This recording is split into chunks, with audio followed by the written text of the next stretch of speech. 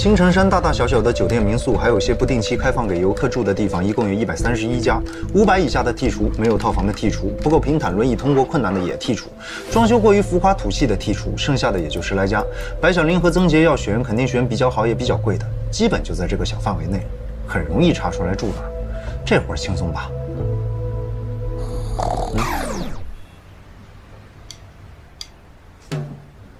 李婶儿，德兄。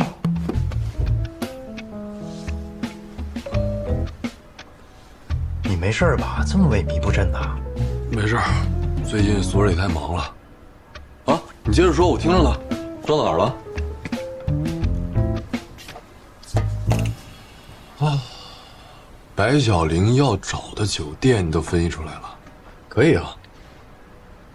这都是小范围的，我已经筛选过了，这3家最有可能，不出意外的话，应该就在这儿。哎，不对，你要干嘛？我去那儿旅游。 正好发现朋友也在那玩，约着碰个面吃个饭，这很合理吧？是挺合理的，但怎么觉得有点怪？大哥，我做事你就那么不放心啊？不是不放心，这是谨慎。谁知道你会不会又惹什么乱子？那我也要去。去了之后呢？放心吧，绝对合理合法。我去那几家停车场看看曾洁的车在不在不就好。 行，那你去吧。到了之后跟我说一声。跟你说了也没用，你能帮我监控曾洁啊？肯定不行。哎，真希望没事啊。能有什么事儿？白小玲今天给我打电话了，我总觉得她好像也觉得会有什么不好的事情发生。哎，如果你是曾洁，你要杀害白小玲，你会怎么做？ 白小玲是个残疾，我可能会制造一场意外，比如坠崖或者落水。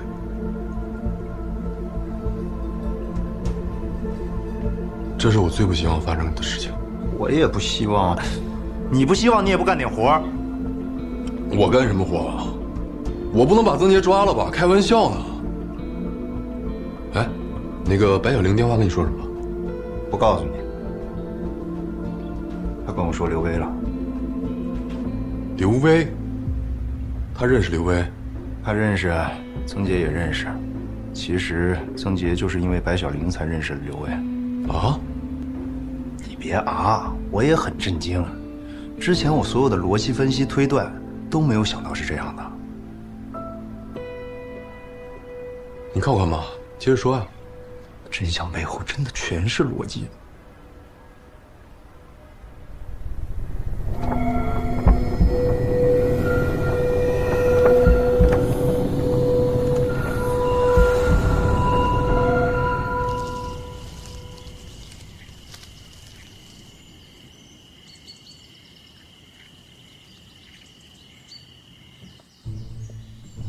我准备去餐厅拿点点心和咖啡，想在这儿吃还是车上吃啊？车上吃吧。我好了，走吧。昨天睡得好不好？很好。到了这儿之后，我觉得特别的放松。今天要去的地方我都查过了，你都能去，而且也不会太累。我有什么累的呀？一直坐着，你别太累就好。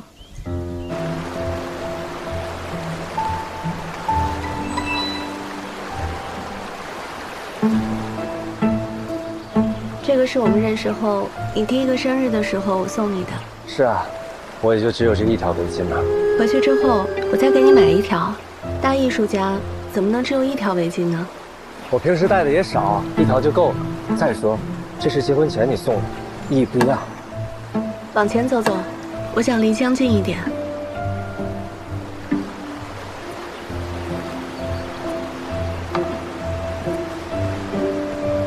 来吧。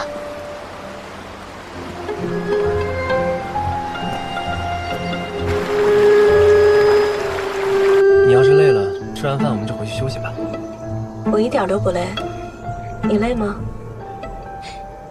我也不累。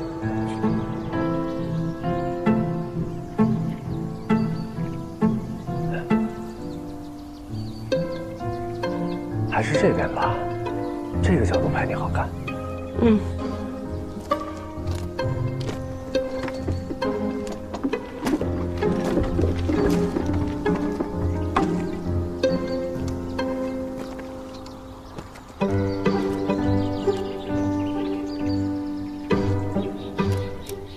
你好久都没用过这台相机了吧？我记得你一直都不喜欢用手机拍照。手机是方便，但是没景深啊。哎，晚上咱们吃柴火鸡怎么样？离住的地方不远，有家店评价还不错。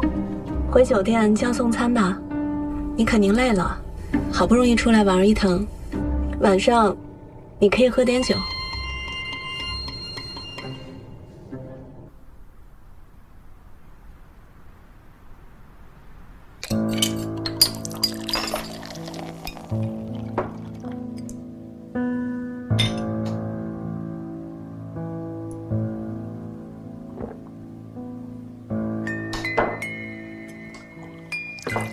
喝这么急？高兴吗？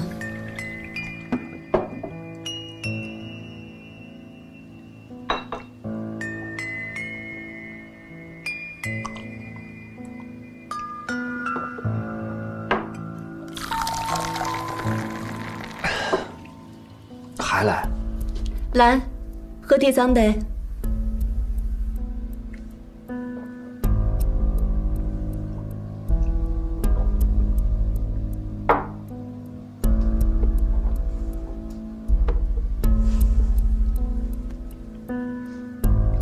问你个人，陈雨禾是谁？我同事啊，陈副院的女儿，你们见过的。前年学院院庆晚宴的时候，她不是还跟你打招呼去了？你跟他多久了？她只是我的同事。说实话呗，在我车祸前还是车祸后？曾杰，别不好意思，不要脸的事你干的还少吗？我能直接问你，肯定就是确认过了。她只是我的同事，陈副院的女儿。你跟陈雨禾又是图什么？图她年轻，还是图她是你领导的女儿？你领导很开放啊，居然能受得了自己的女儿给别人做小三。你打算跟我离婚，跟她在一起吗？胡说八道，我怎么可能是那种人？怎么不可能？你跟我结婚不就是因为我家有钱？你还惺惺作态，装出一副艺术家的样子，还要跟我签什么婚前协议，让我相信你根本不在意我爸的财产。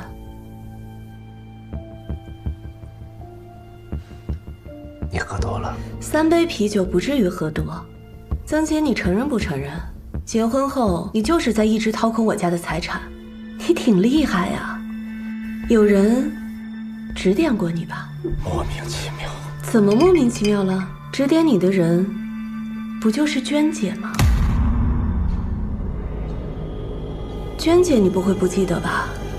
娟姐总不能又是你的同事。曾姐，我真是没想到，我老公居然还跟富婆谈过呢。你吃软饭是早就打好优良基础了。白小玲，你说话的时候把嘴巴给我放干净一点。娟姐她就是我的一个客户，以前的客户，她买过我的画，在我最困难的时候，她帮助过我。我跟她之间的关系，我跟你一样清楚。他给你钱，还带你去日本治胃病，他还教你怎么对付我。曾杰，别遮遮掩掩，你要是承认自己的过去，我还觉得你有点骨气。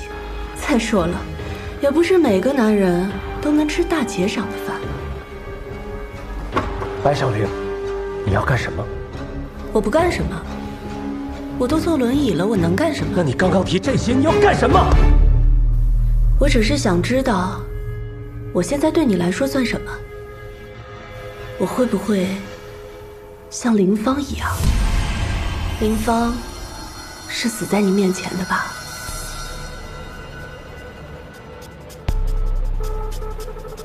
你放心，连林珊都没把你当成杀他妹妹的凶手，我更不会。曾洁，我知道你已经不想跟我继续这段婚姻了。你是忍受不了宗衍的人，又怎么可能忍受一段不完美的婚姻呢？我已经是你完美人生中醒目的宗衍了。啊，是趋于完美，你追求的是趋于完美的人生。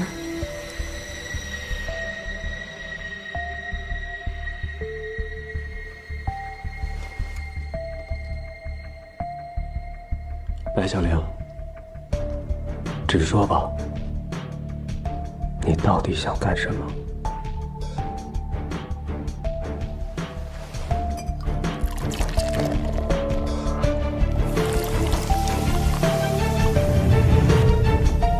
我想你去死。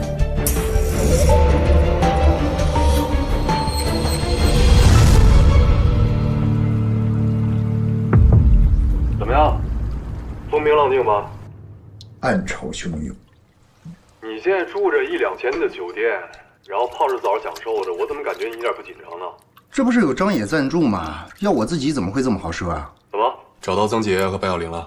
废话，我一大早就来了。这要找不到的话，岂不是侮辱我的专业？他们啊住的酒店就是我昨天分析的第一家。啊，行，你分析的准确。我今天上午啊到了现在的停车场去看了一圈，曾洁的车没在，不过这停车场里也没多少车，大多游客都已经把车开出去了。哎，我给我姐和我姐夫送东西，他们说晚上才回来，刚开车出去了。你姐是？就是坐着个轮椅的。哦，是的，他们刚出去也不到半个小时，你姐夫开车带他走的。好嘞，谢谢啊。没事。哎，那他们有没有说他们是去山上啊，还是去江边啊？他们先去的江边溜达，我隔得远，他们好像也没太多沟通，大概30、40分钟吧，曾洁就推着白小玲走，我悄悄地跟着，他们也不着急，所以车开得很慢。我猜测曾洁是不是要搞一起车祸？不过现在旅游公路上都有监控，再加上车祸可能把他自己给伤了，他也不敢明目张胆。曾洁他们去了一家餐馆，我没敢跟进去，就在车里啃了个面包。不过那家饭馆应该不错，曾洁应该是专门查了攻略，专门去吃的。哎，你吃什么呢？哦，我食堂打的饭，今儿值班。你继续说，你讲讲他们吃完饭去哪儿了？嚯，那可厉害了！曾洁带着白小玲去爬山了。不是，推着轮椅爬山啊？坐缆车上去了，到了山上找一个可以推轮椅的地方晃悠了一会儿。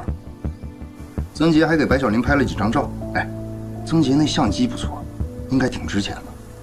哎，人家是艺术家呀。得了吧，他就是个做陶瓷的，他又不是摄影师，能弄清焦段就算他厉害了。他俩在山上待的时间挺长，我猜测曾洁是要搞个意外让白小玲坠崖。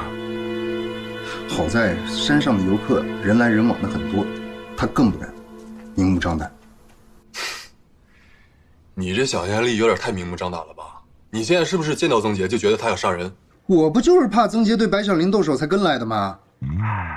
我真服了你。你值班吧，我还要给本次盯梢行动的赞助商汇报一下今日行程呢。曾洁怂了？你信不信当初林芳的死跟曾洁有关？信的。那你觉得曾洁会怂？不一样。以前的曾洁啊，一无所有，拼就拼了，什么事都干得出来。现在呢，名利双全，做什么事都有顾虑了。那他带白小玲来旅游图什么？你真信曾洁是为了修复关系啊？明天我接着跟着。曾洁要是想对白小玲下手，他就一定不会怂。他们今天去的地方，大多都特别适合制造意外。我觉得明后天啊，曾洁主要是挑那些合适的地方。那你得盯紧他呀。可我离不了太近啊。我给你派2个人过去吧。这样也好。行，明天一早我就让他们过去啊。嗯。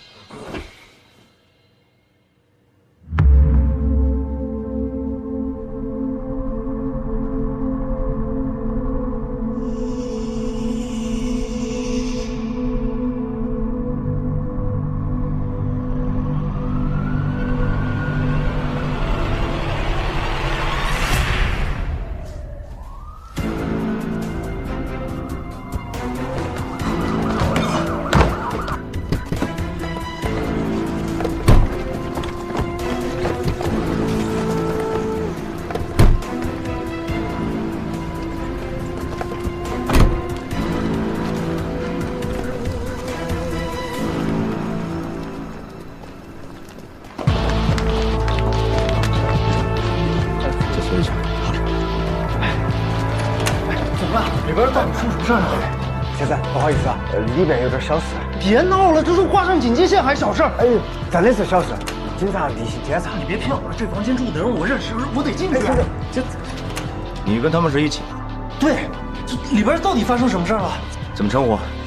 杨振辉。你跟他们是什么关系？不，朋友，我是白小玲的朋友。白小玲到底有没有事儿？是不是曾杰伤害她了？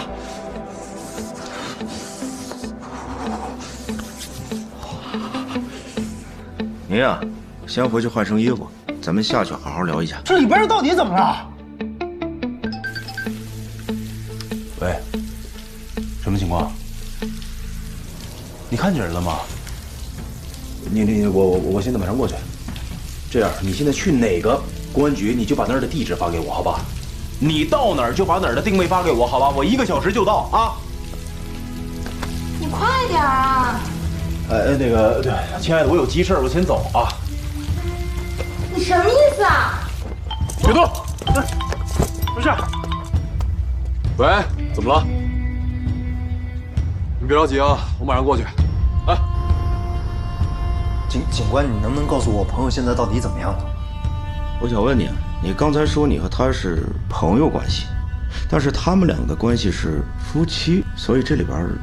我是白小玲的朋友，白小玲跟她丈夫曾杰的关系极其复杂。准确的说，他们这次旅游很可能就是曾杰计划要杀害白小玲。我跟过来就是防止他们会出意外，但意外还是发生了呀。警官，你能不能告诉我，白小玲到底怎么样了？他去医院了。所以你的意思是，你跟着他来这儿，就是怕曾杰对他动手？这不是已经动手了吗？我是真没想到曾杰这个玩意儿能在酒店房间直接就下手啊！你也别急，你也别急啊。王队，他是草荣的警察。枣荣分局刑警1队李德。王岳峰，青城分局刑警2队队长。幸会。王队，我这次来是跟你商量一下，白小玲和曾杰这案子我已经调查很久了，我请求可以移交到草荣来处理，我可以帮忙负责。我估计啊，你就是冲这事儿来的。案子发生在我们这儿，按原则来讲呢，这就是我们的案子。你如果想跟没问题，你得跟上级申请联合办案，你不能直接从这儿拿走啊。是的，我知道规矩。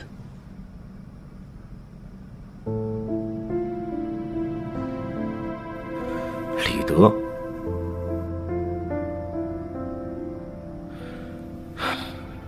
行，申请的事儿啊，我来办。啊，既然你跟了这么长时间了，咱们就联合办案。您认识我？这警号是你爸的吧？你认识我爸爸？不认识，但是我跟你哥呀，大学一个宿舍，我10110，他就刻在墙上，4年，我看着怎么也记住了。唉，你跟你哥不太像，但是又像。聊聊案子。哎，两位大哥，我能听吧？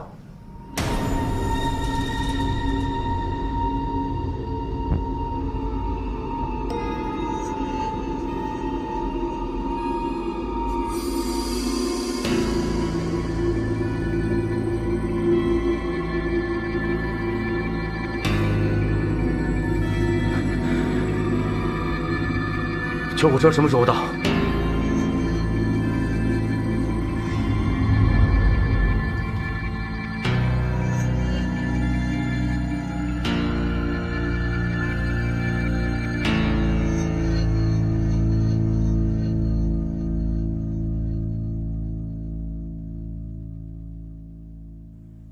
你们把我带回草荣了？对，昨晚你在案发现场昏迷了，我们连夜转运回来的。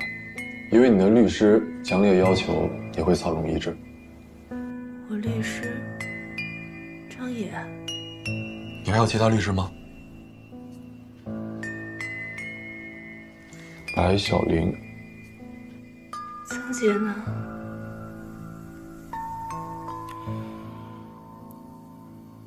根据医生的检验报告，你的头部没有任何受伤痕迹，所以当时发生的事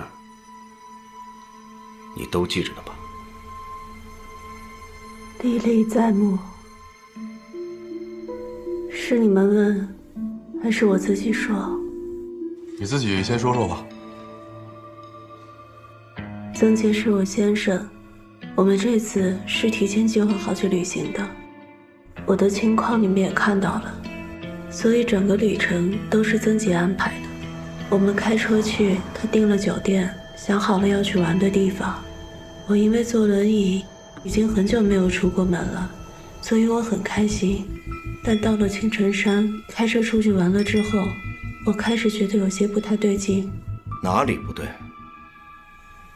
其实前几天，我朋友就劝我不要去的。他们觉得曾杰想要对我不利。你朋友是谁？一个视频博主，叫大灰灰。你说的是他们？还有谁？张野。大灰灰和张野在调查曾杰，发现了一些他的事情，所以他们认定，如果我去旅行，会有危险。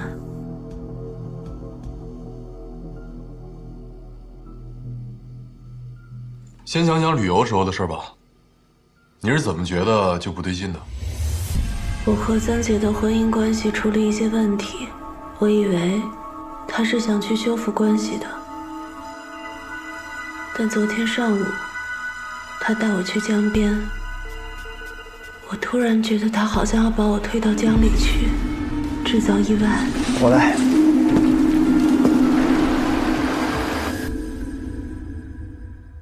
他有什么具体的行为让你觉得？他选了一段比较陡的路，把我推得离江边很近。我当时吓坏了，又不敢说什么，只能说些好听的话。这是我们认识之后，你第一个生日的时候我送你的。是啊，我不就这一条围巾吗？回去之后我再给你买一条。大艺术家怎么能只有一条围巾呢？这是结婚前你送给我的，意义不一样啊。幸好当时江边还有不少游客，有人离得很近还在拍照。待了一会儿，我借口有点冷就离开了他。吃完午饭，他又带我上山，有一段山崖很高，他说要给我拍照，还把我推到离悬崖很近的地方。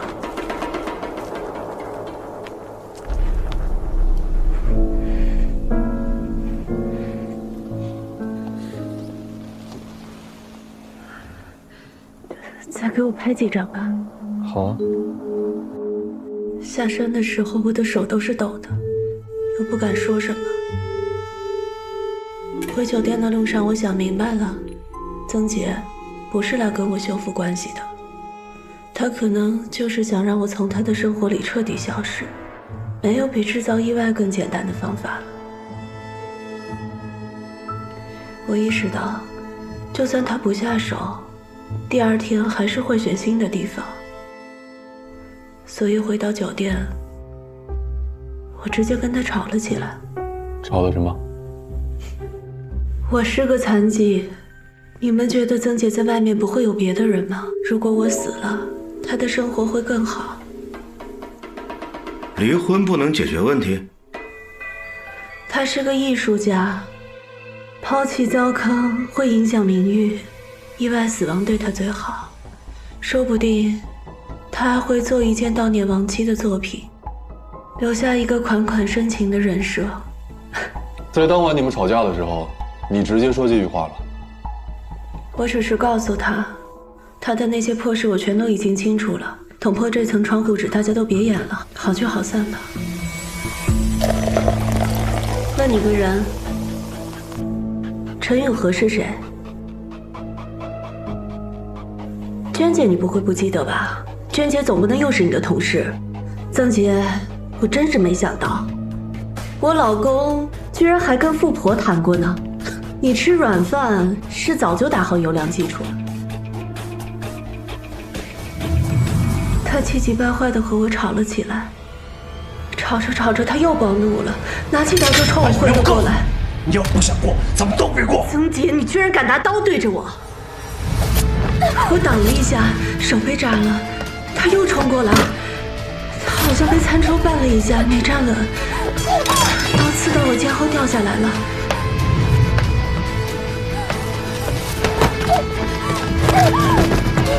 刀掉在我身边，我吓坏了，拿起刀就冲他挥了几下。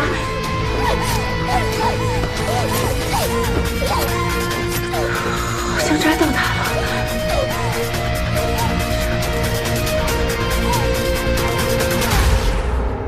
好像抓到他了。你扎了他几次？2、3次，3、4下，太乱了，我记不清了。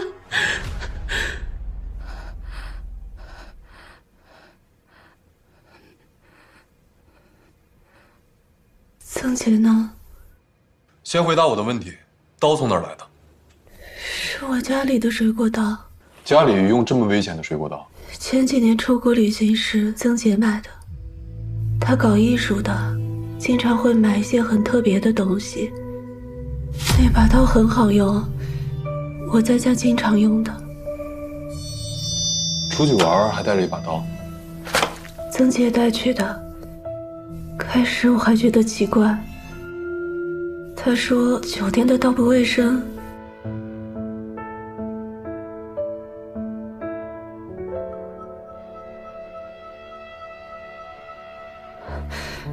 警官，曾杰到底怎么样了？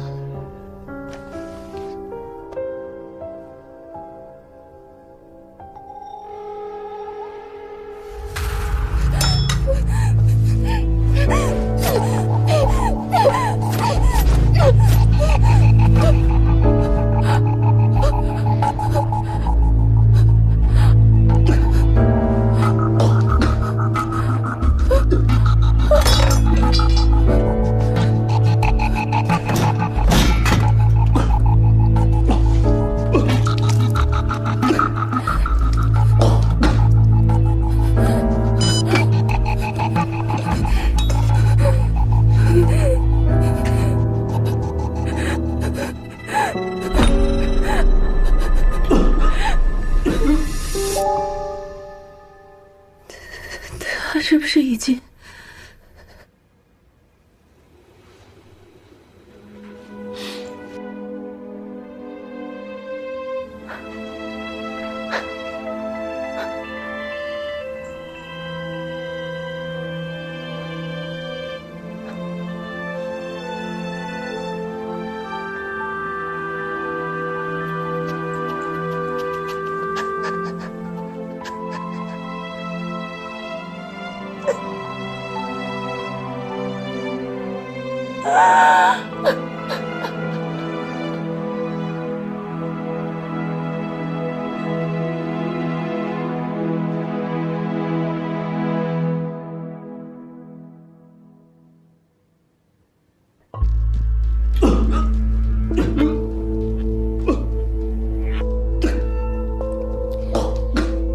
儿子，你要是有个孩子就好了，那个婆娘就不是个过日子的人，赶紧跟她把婚离了，重新找个姑娘，生个孩子，趁着妈的身体好，还可以帮你带几年。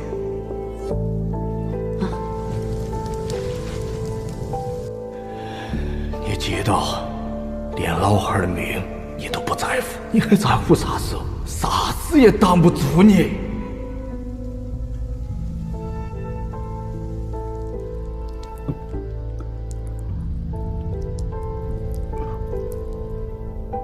想成功嘛，总得一步一步来。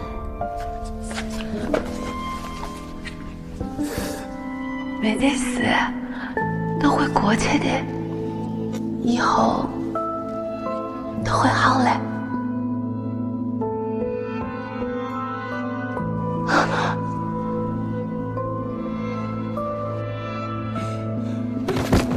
对不起，小芳，对不起，我就这么一个门儿啊，没给彩礼就算了，他才给你1年多哎。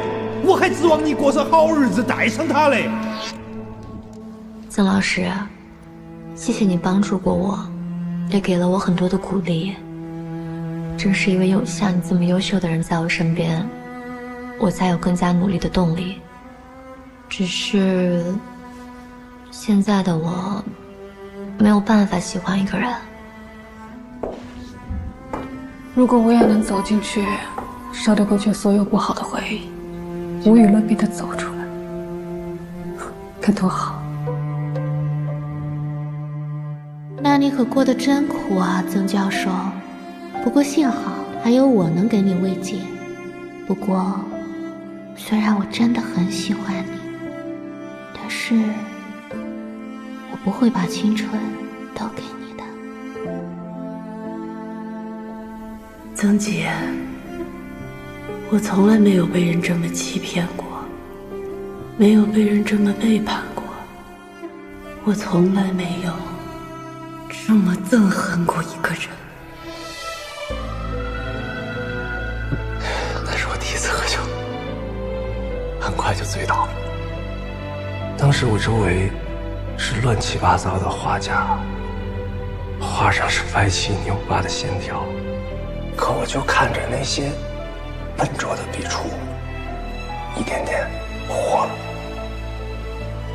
画上了雨，云撞上风，风吹落雨，雨写成火，和光同尘，唱我目中无人。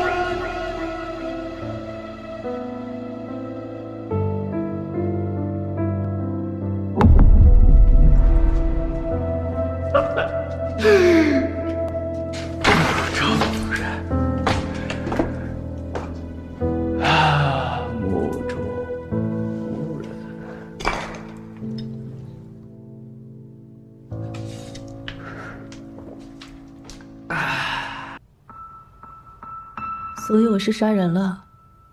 是的，你杀人了，但最终还要等法院的审判。别等了，现在就判吧。我的婚姻早就死了，我去年坐成轮椅，我的人生也等于死了。杀人偿命，早点枪毙我吧，我也就解脱了。你如果真违法了，法律不会轻易放过一个坏人。但是如果你是无辜的，法律也不会随便的冤枉一个好人。你冷静一点。你看我像不冷静的样子吗？不用问了，我认罪，是我杀的曾姐。白小玲，你好好回答问题。目前这个情况，我们不排除有一种可能是你在被动的情况下造成了曾洁的死亡。我们需要的是真相。有罪的人不可能逍遥法外，同样，没罪的人也不会误判。不存在什么误判，也没有什么主动被动。房间里只有我和曾洁，他死了就是我杀的。如果是我死了，那就是他杀的。如果现在死的人是我，你们还会觉得曾洁是无罪的吗？早点枪毙我吧，我说了，我的人生已经死了。白小玲，你要对你的生命负责。难道我要痛哭流涕对你们说，我是冤枉的，我没有杀人，才算对自己负责吗？不，我没有什么需要解释的，我已经想清楚了。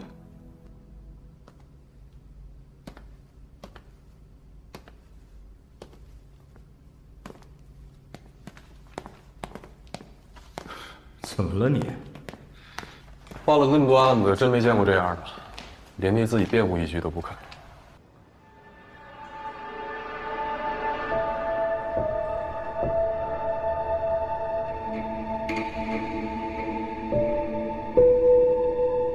防卫过当？不是，怎么可能是防卫过当的？是这样啊，我的当事人出过车祸，一个站不起来的柔弱的女子面对一个健硕且健全的男子，他能防卫已经是奇迹了，他怎么可能防卫过当呢？立德，在白小玲去旅游之前，我就多次跟你说过，曾杰可能会对她下手。现在曾杰咎由自取，你们怎么还怀疑白小玲了呢？大灰灰，你先别激动啊！哎，不是，你怎么混进来的？是这样啊，我介绍一下，杨正辉，我的助理。啊？你以为我不认识他呀？他就是一个视频博主啊，什么时候成他助理了？现在呀，来，劳务合同，签个字儿，啊，我章提前盖好了。我们律所是非常讲规矩的，办所有的事情都要合法、合情、合理。名片呢，我都提前印好了。来，二妹，来，你是光字旁的辉还是日字旁的辉呀？光字旁。您对，是吧？所以嘛，我们律所是很严谨的，很严谨。不好意思啊，咱们这儿不能抽烟。啊，啊，我不抽。我这人吧，就好拿个范儿啊。有事儿说事儿呗，您摆什么谱啊？啊，是，说事儿啊，说事儿。曾杰呢，与我当事人婚姻存续期间啊，曾多次出轨，而且这个出轨对象繁多。您看啊，这儿呢只是其中的一部分啊。这个是我当事人啊很早就收集到的证据，也曾经提出过离婚，但是我的当事人啊太善良了，一直在纠结，对这个曾杰和这段婚姻还抱有一丝的幻想。但这个曾杰不一样啊。他是不想离婚的，为什么？因为他是靠着我当事人的家庭财富，过着远远超出自己经济实力的生活。最大的问题是，他很有可能成为离婚的失败者，所以我相信，他有杀害白小玲的动机。只有这样，他才能将我当事人的财产占为己有。再说这个其次啊。去年的11月24号，这个曾杰位于水源村的工作室发生过火灾。当然，李警官，我相信您都了解过，对吧？虽然没有直接证据，但是我相信这个火灾是冲着我当事人来的。因为当这个曾杰得知了白小玲到3楼休息以后，他制造了火灾。他呢，自己却准备了全套的完善的逃生设备。但幸运的是啊，白小玲提前离开了现场，逃过一劫。这个呢？哎，这个虽然没有实质性证据，但它是个参考。火灾发生1个月以后，白小玲驾车发生了车祸，导致了残疾。但是巧了，前一天是曾杰替她做的汽车保养。白小玲给我看过她跟朋友的通话记录，车祸的原因就是刹车失灵。对呀。好好的车子刚保养完，怎么刹车就没了呀？说了，这些事儿呢，其实我们都知道。哎呀，所以说，咱们警察同志还是非常严谨的嘛。还有啊，还有那个林芳的案子和这个案子是两码事儿，并且目前还是属于推测的阶段。我只是建议啊，仅仅是建议。这个曾杰，你们得好好查查。我觉得他很有可能不是第一次杀人。很有可能是个惯犯。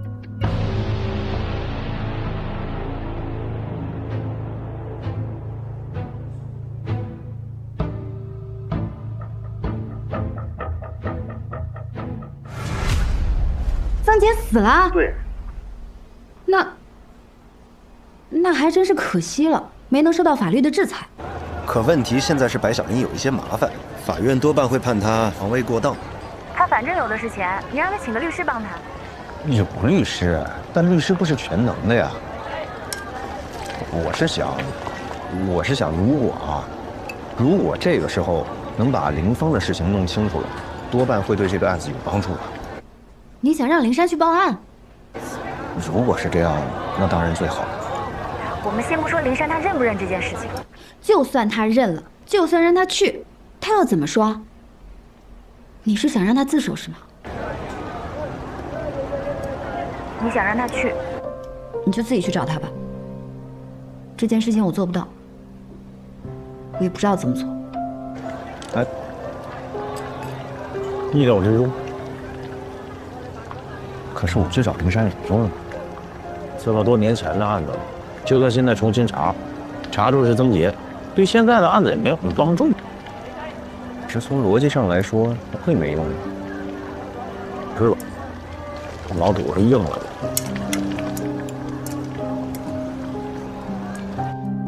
哎，今天的糖藕咸得很，尝一下吧，尝一下。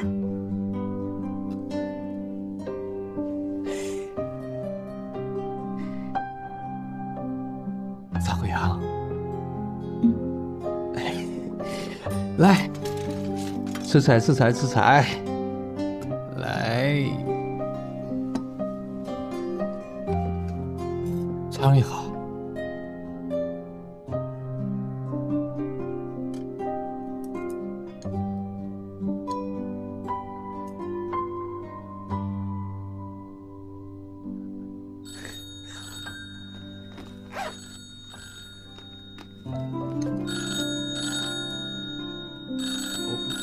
我接过电话。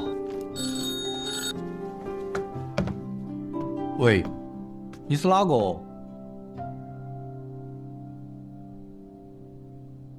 现在？这天都快黑了。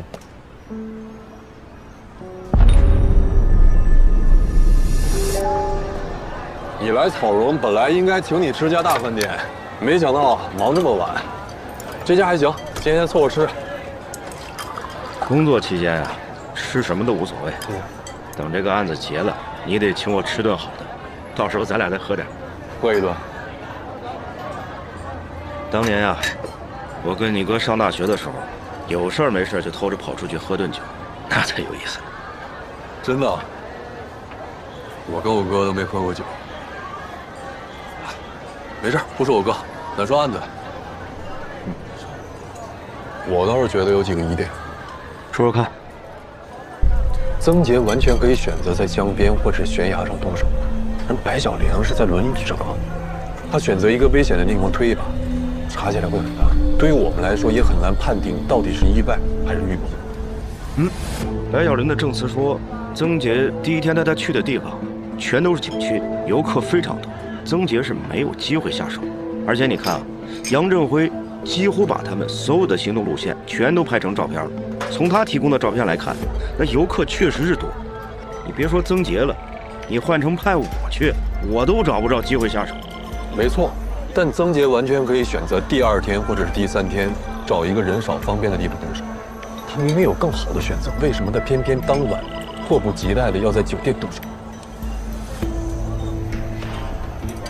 所以你的意思是，曾杰从蓄谋杀人到临时行凶这个中间的环节缺少一个动机，这是我觉得最大的疑点。我赞同。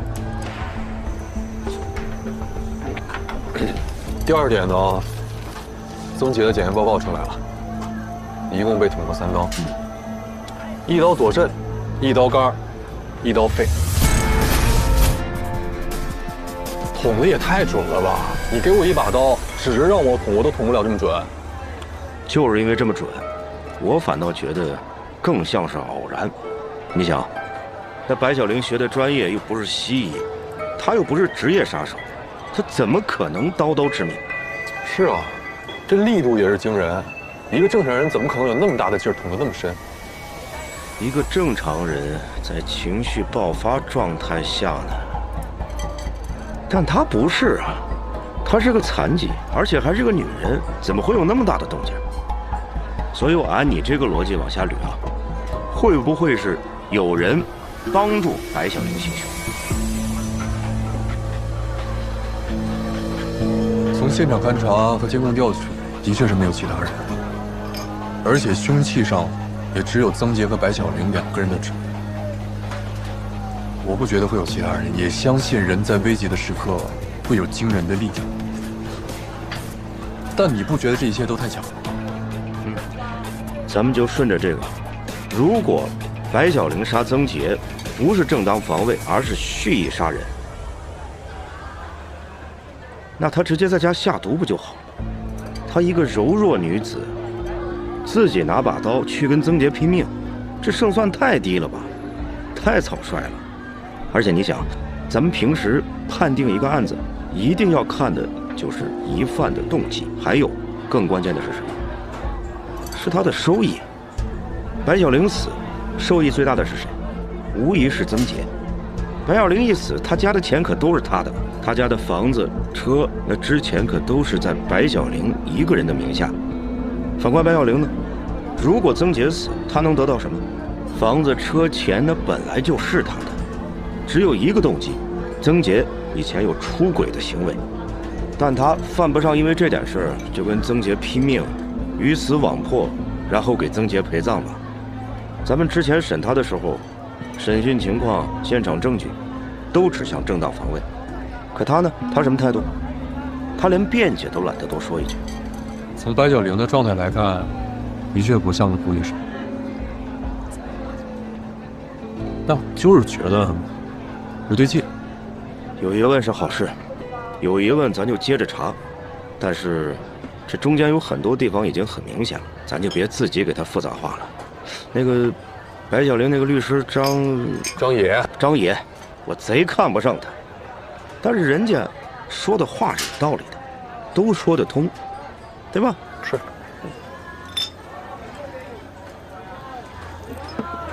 这白小玲啊，要说真是一个不幸的女人。这之后，我估计她还得看很长一段时间的心理医生。我呀，是倾向于防卫过当，别太过。嗨，你要真觉得心里不踏实啊，咱们就再审他一次，把张野说的那些事全都了解清楚，然后再审一次，再去看看白小玲什么态度。是，肯定要再查他。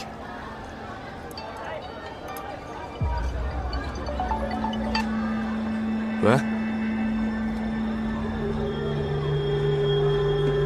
什么？谁？他怎么会来自首？大灰灰出事了，林珊给我留了个字条，说他去自首了。这几年嘛，我就经常想到我妹儿。我今天早上有看到她，她就坐在那个屋头里头，我们吃饭的桌子旁，她就跟我讲：“哥，吃饭了，哥，吃饭了。”我妈跟我老汉儿似的早，我就跟我妹儿相依为命，骨肉相连，血肉至亲的，我不能让我妹儿死的不明不白。感受到你对你妹的深情了。这才过了4年，你就想起来自首了？对噻，我当时确实也怀疑过郑杰，但是我妹儿对郑杰的那个感情真是没得讲，所以在我心里头，我就把郑杰当作妹弟儿，就没得再去怀疑他了。可是这4年，我就越想越不对劲，越想越不对劲。郑杰每次来找我，都给我塞钱，他要不是心虚，给我钱做啥子？哎，不过我是缺钱，这些年就一直帮他瞒到。这4年来，你跟曾杰要了不少钱了？对，但是也不对，是他给我的，我没得要。真的，我妹儿出事儿那天，曾杰拿钱来我这儿，说我养我妹妹这么长时间，妹妹现在没得了，那哪个来养我嘛？所以他说是孝敬我的。而且你晓得不？我妹儿跟他结婚的时候，分钱彩礼没得。真的，你是不晓得我妹儿长得那个怪哟，跟个明星似的。真的，分钱彩礼没得。曾杰这么主动？当然喽。真是意外啊，哥！现在跟以前不一样了。你看我的作品都已经获奖了，我就赚大钱，到时候好好孝敬你，哥，我好好孝敬你。你给我爬起！我还指望你赚钱，我妹儿所有积蓄都给你了，我还指望你养我。哥，相信我，相信我，现在跟以前真的不一样了。你看我已经都留校了，我作品也拿奖了，那不很快就能赚到钱了吗？那你是怎么今儿就突然间想起来要大义灭亲的？大义灭亲？灭哪个？灭你妹夫。我呸！不是陪你啊，我是说啊，他抛弃我妹儿跟你有钱的女的结婚之后，跟我就不亲，一点关系都没有。如果按照你说的是曾杰杀害了林芳，我们要是把曾杰给抓了，以后你跟谁要钱啊？我要啥子钱？那是他还我的钱，那就当他还我彩礼钱了。我看得上他那一点点钱。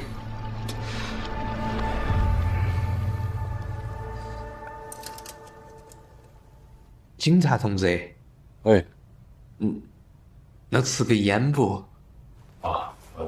不抽烟的。喝口水也可以，水。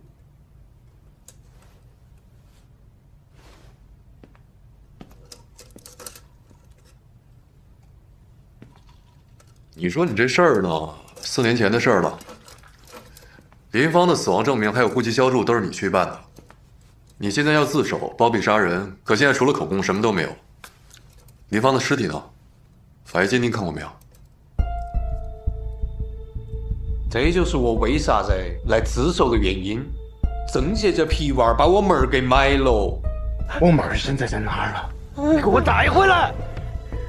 我忘了呀，哥。你敢把我妹儿扔到三哥哥里头？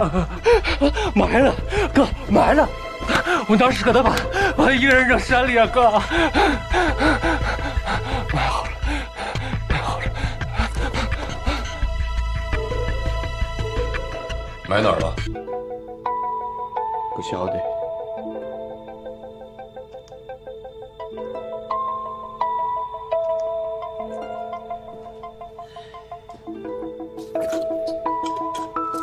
你说你连埋哪儿都不知道，就敢相信你妹是心脏病突发意外死亡？就是啷个说了，郑杰当时撞得太像个人了，所以我就信了。到后来我才晓得，郑杰跟那个有钱的女的结婚了之后，我就开始怀疑，是不是我妹儿挡住他的财路了？这几年我就一直在想。就像你说的，我没得证据，无凭无据，我啷个说呢？我说啥子你们才会相信我噻？可是今天早上，我妹儿跟我说完吃饭后，她就跟我说：“哥，我不能死得不明不白呀，你得替我做主。”我听完这个话。我就坐在院外头，我就一直在想，我到底来不来？这不知道天黑了，我才来自首。那你为什么来这儿自首？干嘛不直接去你们村里或者镇上的派出所？说话。郑杰在操弄啊，你们方便抓他噻。那你知道曾杰把林芳的尸体埋在哪儿了吗？具体我不晓得，但郑杰当时注册的公司应该有记录。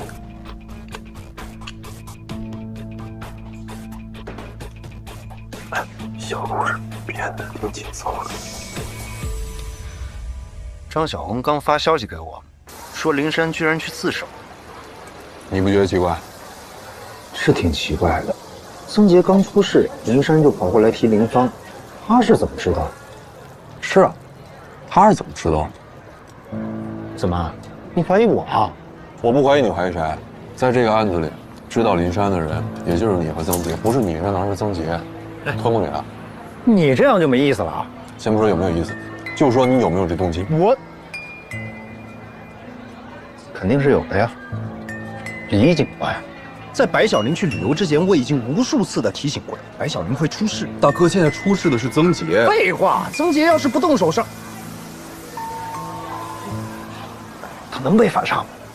你真的觉得他是反杀，是被动反击吗？我不用觉得，真相摆在那儿。这不是真相，这是表象。大龟，你是怎么了？你是被白小玲洗脑了吗？没错，你这些天一直在调查曾杰，曾杰之前做的很多事情，包括林芳在内，你的判断、调查和推断都是完全没有问题的。但是现在曾杰的死明显有很多的疑问，你怎么能视而不见呢？我没有视而不见，我是讲逻辑的。逻辑也是有漏洞的，好吗？李德，在这个案子发生之前，你我都清楚曾杰不是个东西，白小玲是个受害者，怎么到了这个时候你反而不坚定了呢？曾杰要带白小玲去旅游，你我都知道他要干什么，这个逻辑支底就足以支撑这个真相。首先，我要的是证据，在这个案子，证据、动机是最关键的。其次，我当然希望白小玲是正当防卫，因为我知道曾杰不是一个真正意义上的好人，但并不能因为他是坏人就可以不明不白的死去。最后，我是警察，你要的是逻辑，但我要的是公义。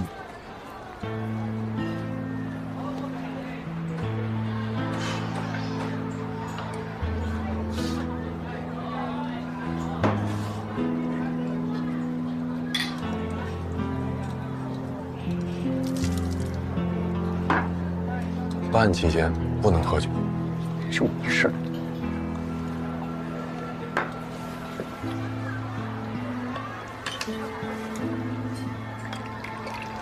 那个，你给我透露透露呗，你明天和张野去找白小玲，准备聊什么？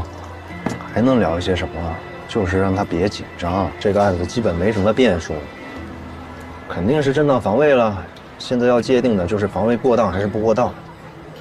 那我跟你说好啊，这个案子我肯定要继续查下去，把所有的疑点全部解决清楚。行，你科学严谨，你刚正不阿，你查呗。顺便跟你说个事儿，白小玲她现在啊，身心状况都不太好。能好才怪。是，换了谁碰到这种事儿，肯定都会情绪失控、心态消极的。我是担心她的身体状况会不会越来越差。应该没事，他挺坚强，查清楚就好。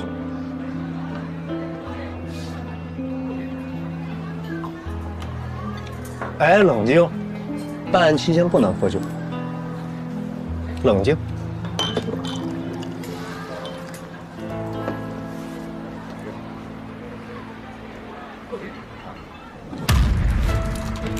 曾杰，曾杰，你听说了吗？还大学教授呢，还被包养过。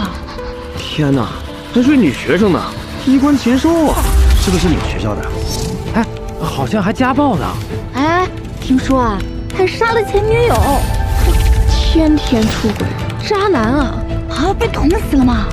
太可怕了！哎，这事儿果不其然在网上引起了讨论。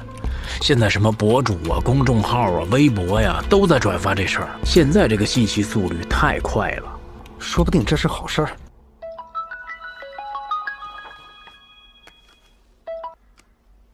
喂，谢谢你啊 ，Tracy。谢我。谢谢你帮我说服灵山，没想到最后还是你帮了我。说服灵山，跟我有什么关系？他昨天去自首，不是你劝的？我怎么可能？曾杰和林芳那些事，我从来不跟他聊。那怎么会啊？可他昨天确实去自首了，你没说？我还想问你呢。怎么可能呢？白小玲，有几个问题还需要你再回答一下。请问，去年11月份，曾杰工作室发生了一起火灾，你当时在场吧？可以说一下当时的情况吗？那是个意外，后来消防队都已经调查清楚了。炭盆点着了沙发上的毯子，当时工作室2楼没有人，烧着了蔓延开了，把整个工作室都烧光了。那你是什么时候离开的？具体时间我记不清了，大概是火灾前1个多小时吧。在发生火灾之前，你是不是跟曾杰还有他的同事说，你累了，想要去休息一下？对。曾杰是不是以为你当时正在工作室的3楼？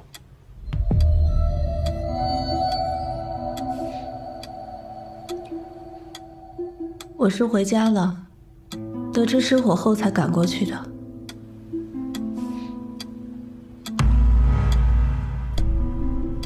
在火灾之后的1个月啊，你发生了车祸，当时的情况还记得吗？记得。我约了郊区的大师，去给我生病的父亲祈福。路上，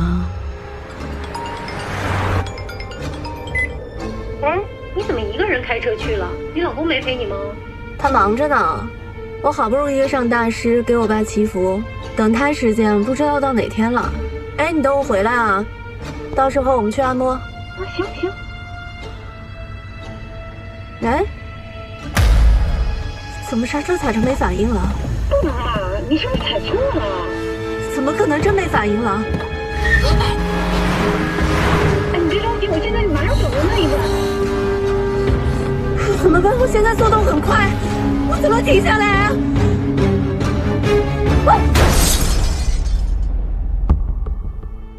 在出事之前，曾杰曾经带着那辆车去做过保养，对吗？对。白小玲，曾杰工作室的火灾和后来造成你残疾的车祸，你有没有想过，这两者之间其实是有联系的？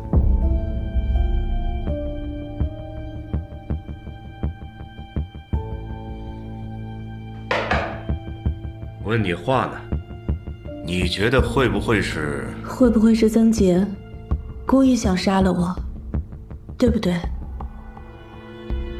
说实话，过去的1年，我从来都没有这么想过，我也从来不愿意这么去想。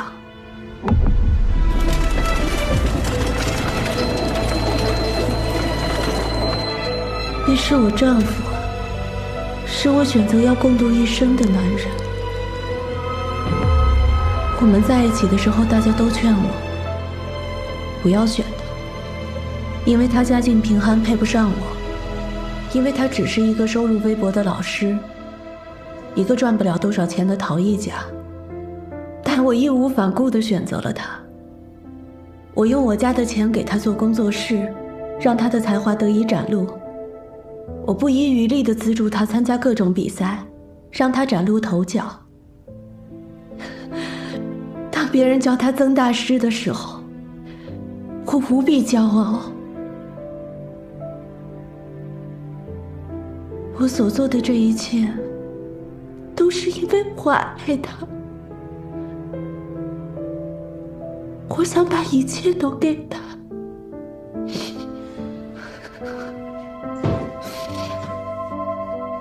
我知道他在外面有人，我安慰自己，只要他还愿意跟我在一起，我装作不知道就是了。到后来，我们的问题越来越多。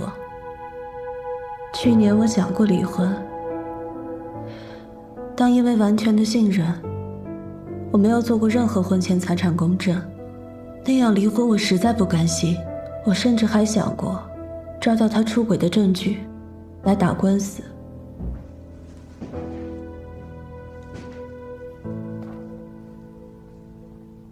先喝点水。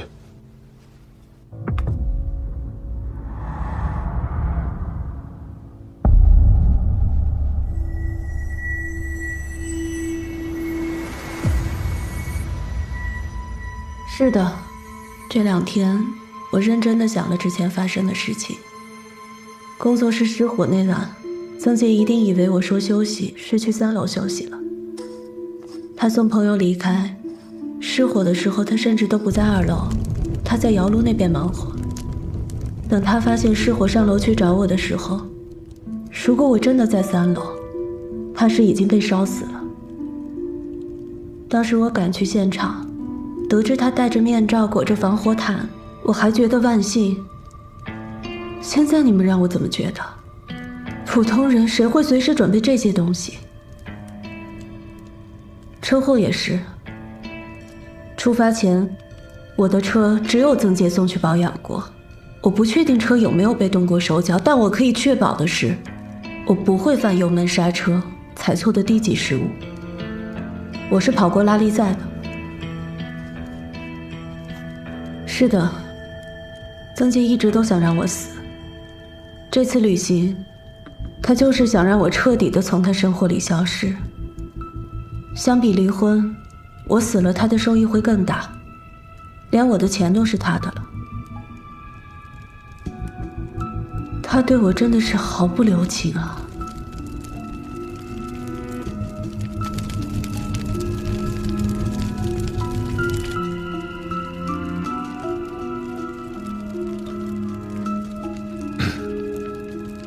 你的这些情况我们都了解了，现在就看法院那边怎么界定。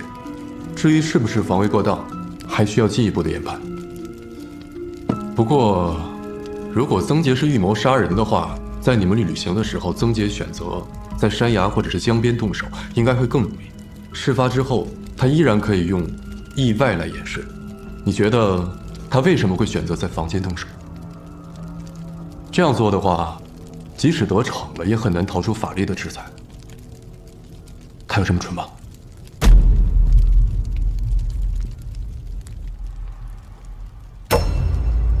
那天晚上我跟他摊牌，想说索性就离了吧，所以我把我知道他的一些乱七八糟的事情就都说了出来。结果，他暴怒了，情绪失控了。你们可能不知道，曾杰情绪很容易失控，而且一直都有暴力倾向。我车祸之前，他就对我多次家暴；车祸之后，他也对我动过手。那你为什么一直不报警？当时我要脸。那时你要脸，现在曾杰死了，你才说他家暴你。好，就算是真的，我们查。那你知道现在我们去取证，那难度有多大吗？我有证据。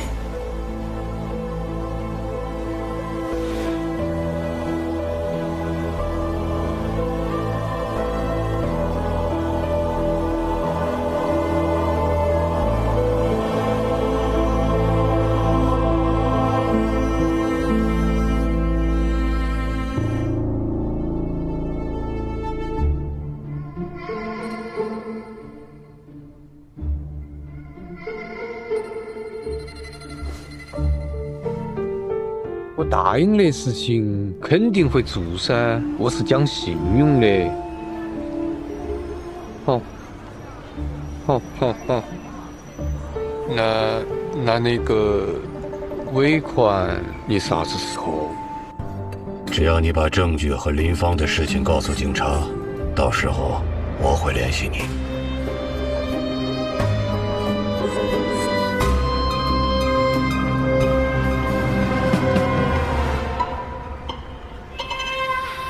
现在曾杰死了，你才说他家暴你，我们怎么去帮你取证呢？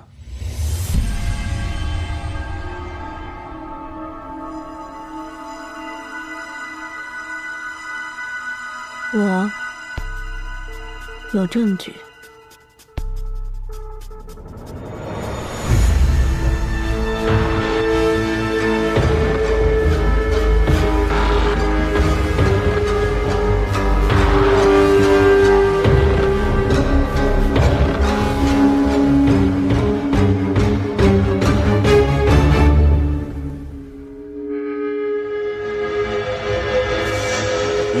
家里装监控，拍这些。对，我说过，我想过要抓曾杰出轨的证据，所以在家里安装了摄像头。在自己家这么做，应该不犯法吧？所以说，曾杰在你出车祸之前就经常家暴你。结婚1年后就陆续开始有了。严格的说，很多时候是我找打。我也不是那种百依百顺的妻子，经常会惹怒他。我觉得曾杰有心理问题，他经常会容易失去理智的暴怒。每次我们争吵，基本都会发展到他对我动手。监控没声音，如果有的话，可能你们也会觉得我说的话很欠抽。但和他暴怒一样，我也控制不了自己在争吵的时候，会说出一些很伤害他的话。白小玲，你的视频，的确，你的视频这样看非常有说服力。但是是经过精心剪辑的。不剪辑的话，会有很多我特别狼狈的样子，有很多我衣着暴露的样子，还有我不化妆的素颜，这些没有必要留下吧。所以说，你收集曾杰对你家暴的证据，收集了1年多的时间。原本我是准备打离婚官司必要情况下再拿出来的。你说你最开始装监控是为了抓曾杰出轨的证据，他经常带人回家吗？我以前经常外出，不确定他会不会带回家，但从后来的情况看，他很谨慎，从来都不会在家里做些什么。我就是好奇啊，抓出轨不应该把监控装在卧室吗？你怎么装在了客厅里？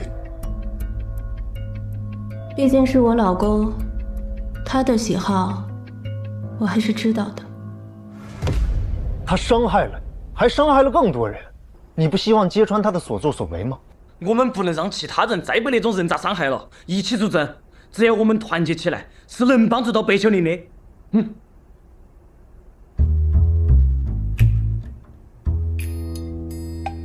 让我来作证，可我不想露面。之前我跟曾杰的那些事儿，我后悔还来不及。他的事儿，以后别再找我了。我早就不想再跟他有什么牵扯了，最多点蜡烛，放句话，摸一下他。这还是看在我是他学生的份上，能理解吧？难道说还要我当面缅怀他？是让你站出来告诉大家，曾杰是个败类，玩弄女性还私通杀妻，你缅怀他做啥子？你还真觉得他是好人呐？我又不是为他哭的，我只是在缅怀自己的青春，怎么会改成那样的人？死了？天哪！发誓真的会应验吗？老天有眼。不过跟渣男恋爱过的回忆，确实挺丢人的，我也不想再听。哎，这姑娘说的也没错，那我们就不打扰了。怎么着？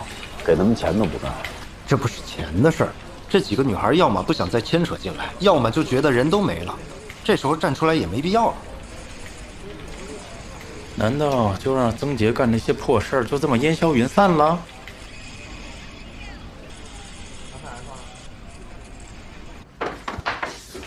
对，外面来了些记者，说要采访你。采访我？他们要问白小玲自卫杀了曾杰的案子。不是，这事儿记者怎么知道的？行。行。喂，张局。网上的舆情非常严重，说这个曾杰搞婚外情、骗财骗色，他老婆都残疾了还要把他杀了，都在骂他死有余辜。尽快把案子落实掉，要给民众一个交代。当然，必须查清楚，不能出错。好的，放心。这几篇帖子在全网已经开始转发起来了。这叫好事不出门呐。哎，你看那个，已经有大 V 在发帖，不少人都开始转发了。行啊，会玩。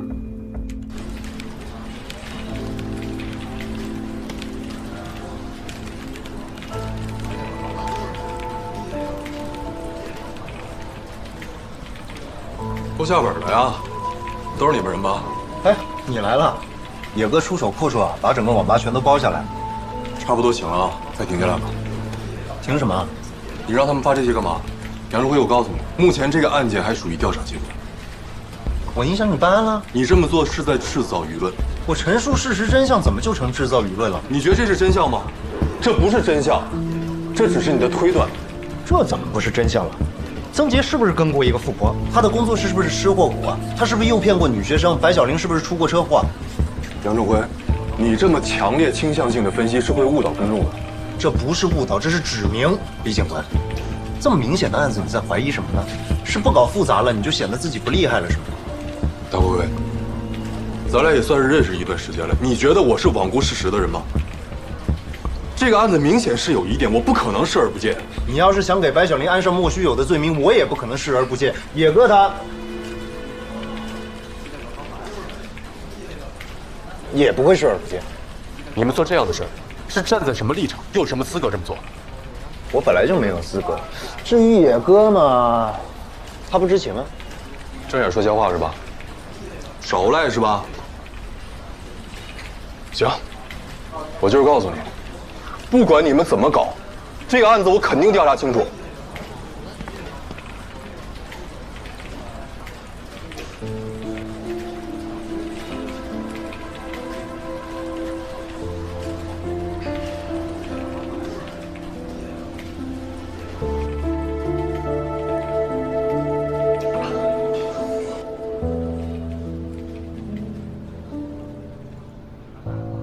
这东西你们是怎么弄来的？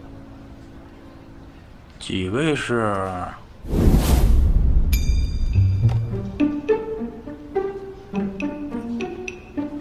哦，行业大佬。什么行业？律师行业呀。不是说你是大佬吗？我就他就是个弟弟。是，别说草荣了，全省人家都是这个。不知道几位来找我是为了白小玲？白总呢是我们的雇主。白小玲什么时候找的你们？我说的白总是白小玲的父亲。哦，那有何指教呢？既然现在你已经是白小玲的代理律师了，我觉得也就没有必要再换人了。目前最关键的问题就是要尽快决策，尽快开庭审理，尽快拿到一个结果。是，我也是这么想的。想没用啊，得做才行。不过，我估计你跟你的那个小律所，做起这件事情来也很够呛。现在开始，我们来执行，我会安排好一切，你出面就行。你所需要的所有支持，我们都会给到你。哟，那荣幸啊！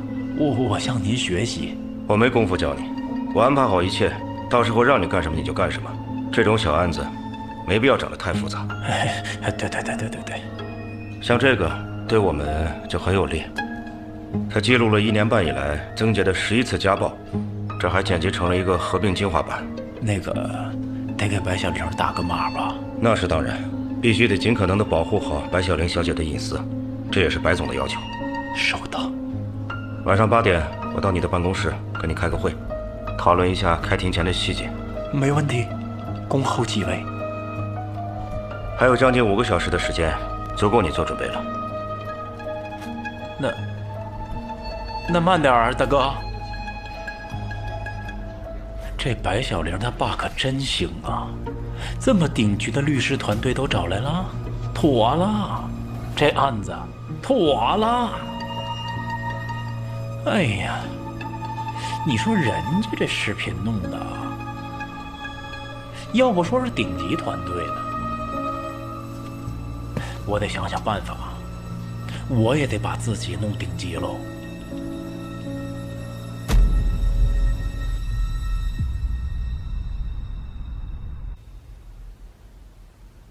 你就是杨振辉？是我。找我什么事儿？这位是我的朋友李德，他是个警察，曾杰的案子就是他负责的。警察要叫我，直接让我去公安局不就行了？犯得着加我微信约我半天吗？你不会是骗子吧？大哥，证件出示一下。其实呢，你和曾杰这个案子没什么关系啊，但是有一些情况我们希望了解一下，所以其实今天是我找的。我不是警察，但是我们问的问题也跟这个案子没什么关系。你到底是不是警察？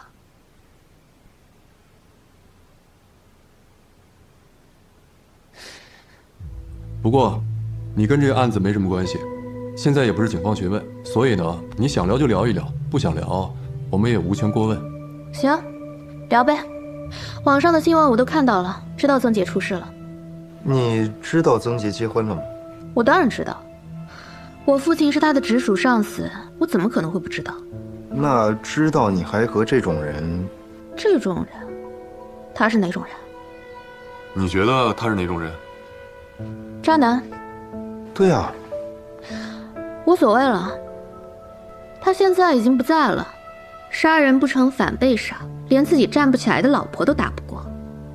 还好我早就跟他分手，不然真觉得有点丢人。你觉得曾杰会想杀了白小玲？网上不都这么说吗？咱们先抛开网上那些不确信的消息，以你对曾杰的了解，你觉得他会对白小玲下手吗？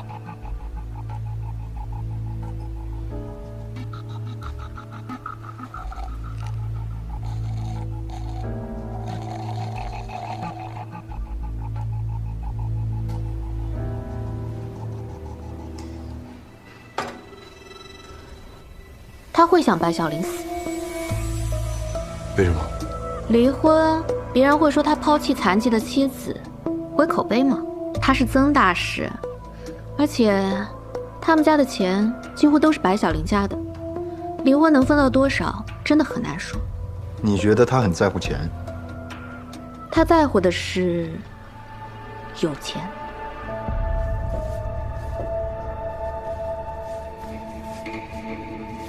回房间换一件吧，这件拿去洗。真是比我还浪费，直接让他换件新的，洗洗熨熨不就好了？挣钱是为了干什么呀？不就是为了熨平褶皱？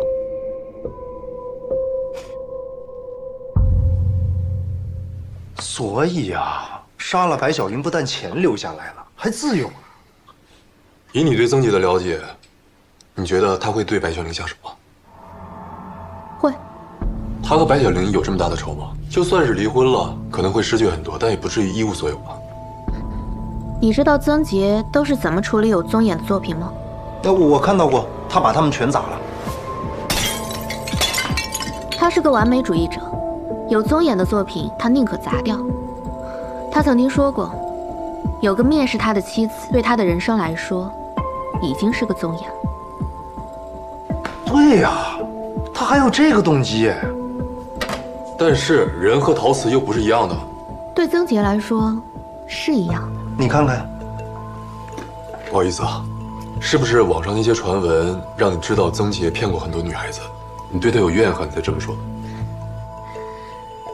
他有多少女孩子跟我有什么关系啊？我又不是不知道他是个渣男。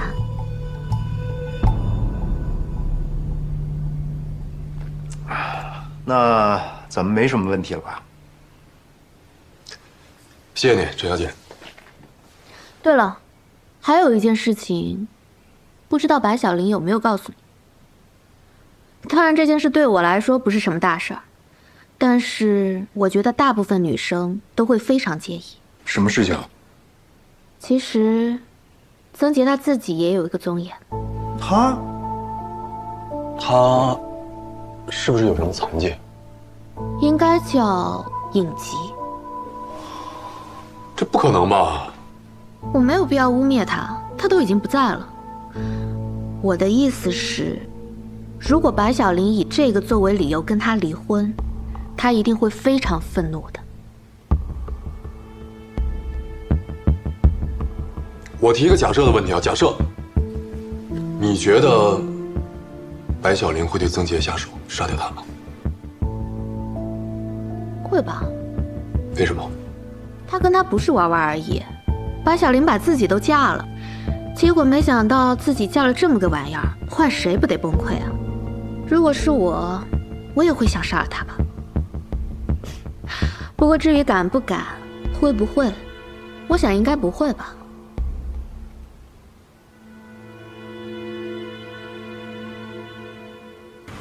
你觉得不可能，是不是因为娟姐啊？曾杰要是不好，娟姐就不会帮助他那么久。不然呢？不然娟姐图的什么？那就是之后不行。之后？哎，非常合理啊！白小玲跟他结婚了几年都没生孩子，合乎逻辑。毫无逻辑，他都不行了，还怎么到处找女人？王者你没玩过，人菜瘾大。我回局里了，你捎我回去啊。开门。你自己走，要不是你约到陈雨禾了，我都不想搭理你。哎，睚眦必报不至于吧？你我只是观念有所不同，但目标是一致的。小人同而不和，君子和而不同，咱们可是。李德，你个小心眼儿！我打个顺风车要8块钱。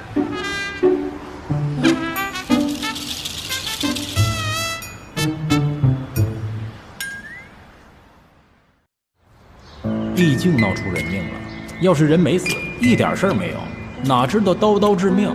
这不是老天让曾杰死吗？现在这情况，就等着吧。怎么说的，好像已经胜利在望了？现在不也挺好吗？他因为身体原因取保候审，不用一直在看守所待着，这就是胜利在望啊。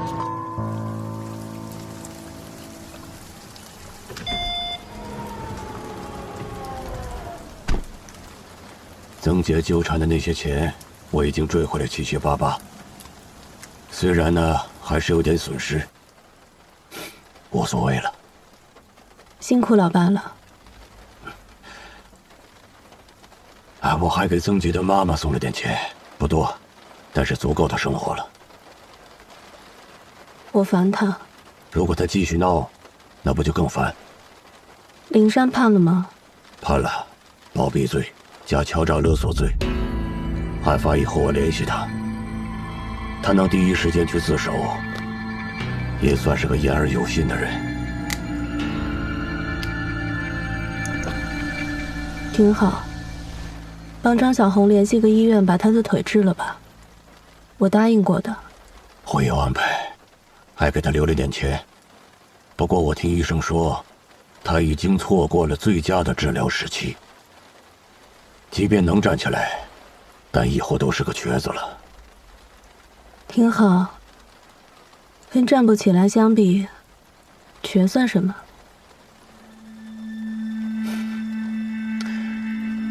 哎。想吃什么？爸爸带你去。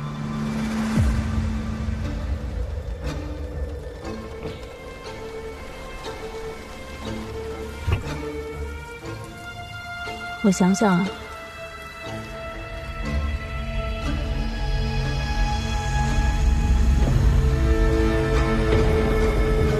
白小玲，我问你，你到底要干嘛？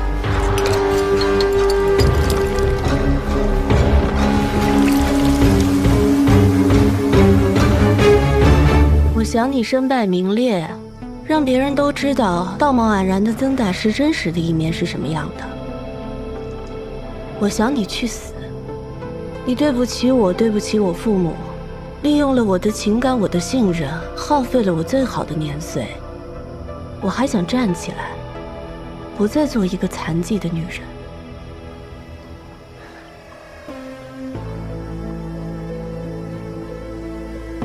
白小玲，我们有这么深的仇吗？有，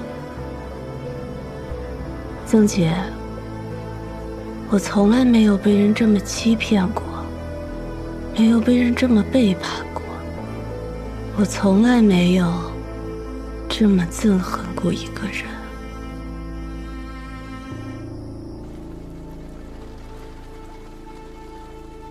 夫妻一场，既然你都这么想了，我就不解释了。你不是想离婚吗？好，离。你不就是想要钱吗？好啊，我想办法给你。这不叫给，叫还。随便你怎么说。你还不还无所谓了，我根本不在乎。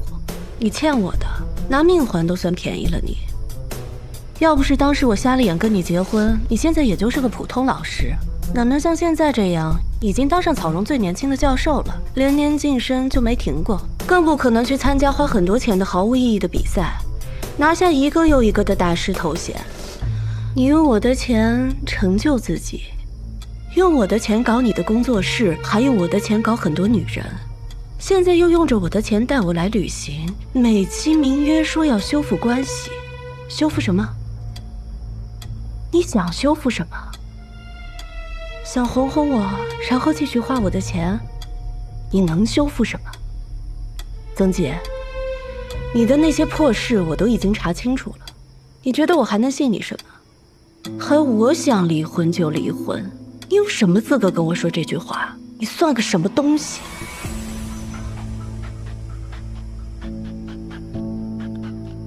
话真的不要说的这么难听。我一直没有跟你离婚，是我也不想让你过得太惨。其实离婚对我的影响并不大。你呢？站都站不起来了，跟我离了婚，你怎么办啊？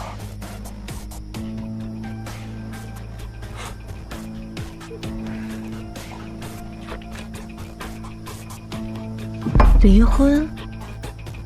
你想得美！谁告诉你的？我双腿站不起来。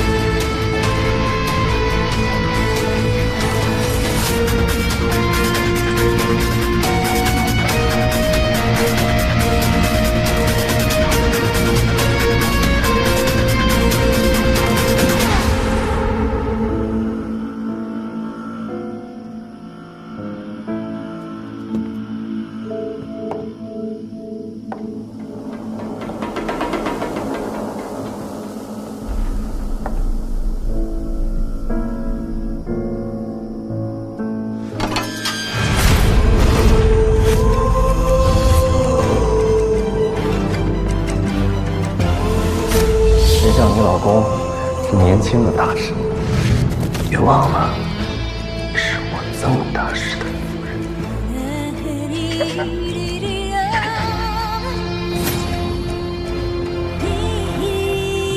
我要的不是离婚，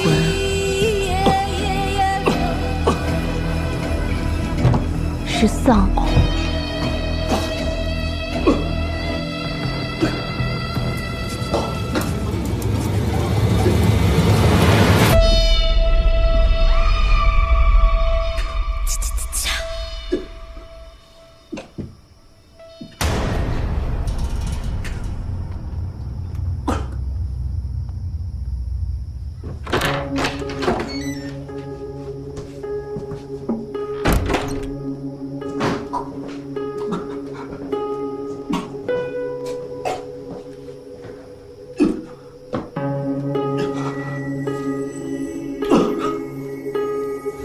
曾大师，这个反转惊喜吗？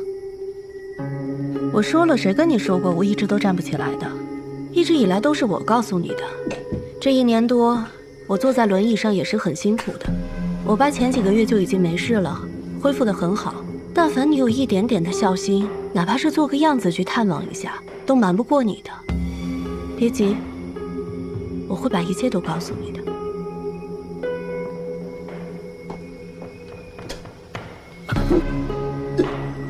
这3刀会引发你的大出血，让你感觉非常的疼痛。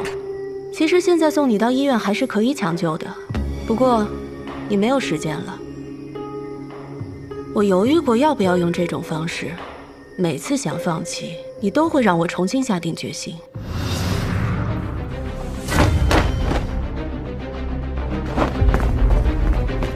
在你不回家的每一个夜晚，我都会独自跑10公里，练几10组哑铃训练，确保我的手臂有足够的力量把刀插入你的身体。我每天练力量、练核心，吃牛肉、吃优质碳水。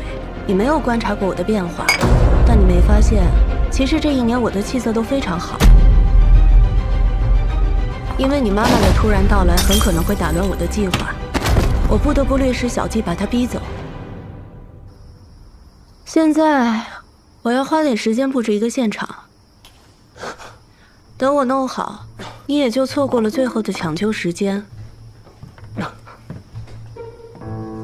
今天晚上因为我跟你摊牌提到了你外面有人的事情，所以你恼羞成怒要伤害我，你刺向我，我下意识抬手阻挡，你割伤了我的手臂。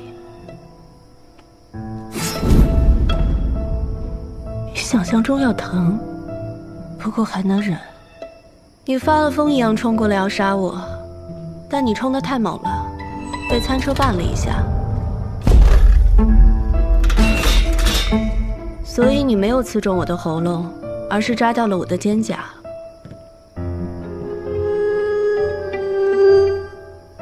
低一点儿，以后我还要穿吊带呢。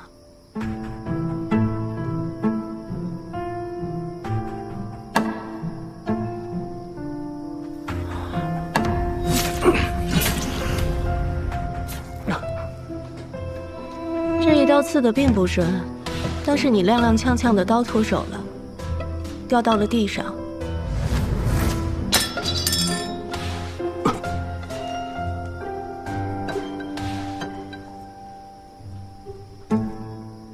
我拿到刀本能的自卫，你还要冲过来。第1刀就捅在你的上腹，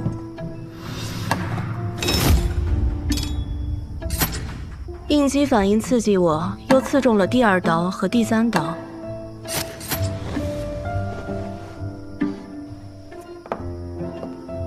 我吓坏了，又站不起来，慌乱中看到了酒店房间的应急按钮，我只能用力爬过去，按下钮报警。谢谢吧。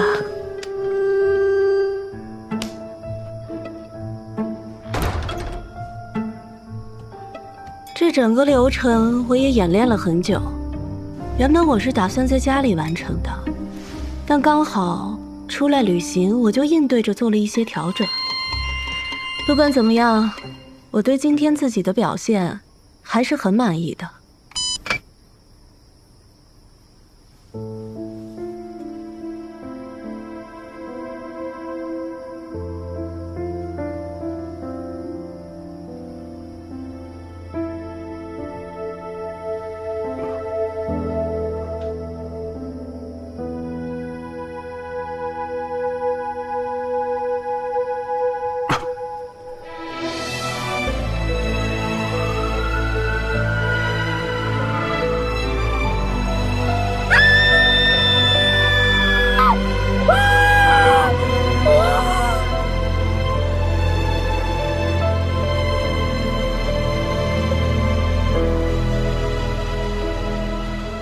爸，我们去吃大排档吧。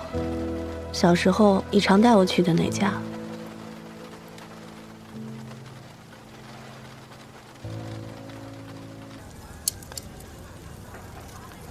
举报候审这段时间，还是要好好休养。我知道。现在这个轮椅还是得坐。没事，我都习惯了。我还嫌走路累呢。大概1年以后，我会找一个合适的医生，给你治腿。不着急。还不着急啊？都快30了。多好啊！我才30，就看清楚世界了。这世界太大了，看不清楚。就连我这把年纪的人，都没法看清楚。那就慢慢看呗。来。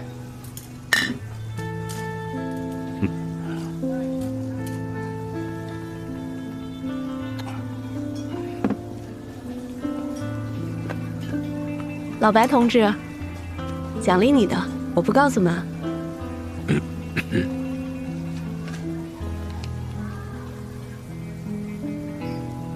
我呀，是故意，一直没有让你妈妈知道，我就是要让她管着我点儿，要不她无聊。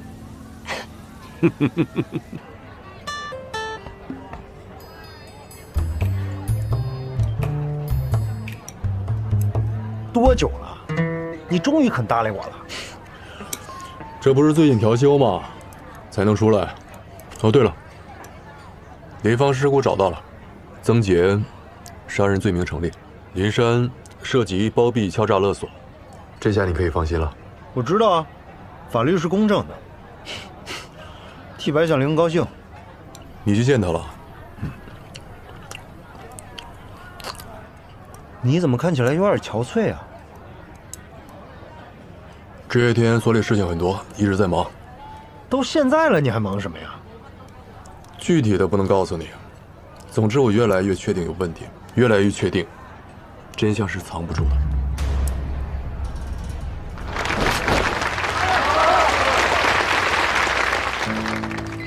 你的意思是？大龟龟，我来找你是因为信任你。可能你做了很多分析推理的视频，觉得自己挺厉害的，但是我不得不打击你一下，专业和业余的差距还是非常大的。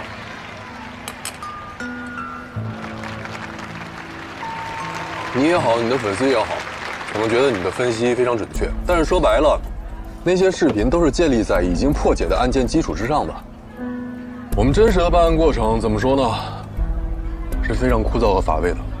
我们经常是走访排查几个月的时间，才能得到一丁点的信息。在你们视频里，也就是一句话：经过警方不懈的努力就完事儿了。跳掉过程直接给结果，能不精彩吗？哎，现在很多电影电视剧拍的也是，里面的警察在那儿抽根烟思考，叭，突然间灵光一现，就找到了问题关键。现实中怎么可能？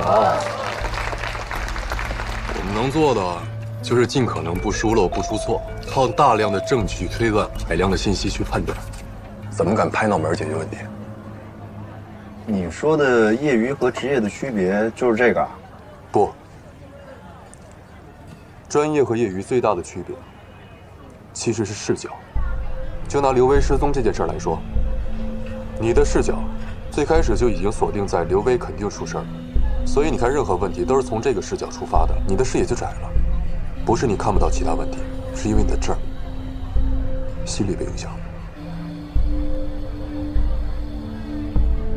从我的角度来看，这件事没有证据，所以绝不能先入为主直接下结论，而是应该就这件事存在的疑点逐一去击破和解决，从而建立视角。你等会儿，我拿手机记一下。这几句话还挺有意义的，我回头做视频可以借鉴一下。你呀，最开始我就问你愿不愿意做检查，因为我发现你的分析推导能力真的挺强的，对细节的把控也很敏感。你要是能更好的建立视角，算了，你就是做视频的，这些本事够用的。别，我还想提升呢，我才10几万粉。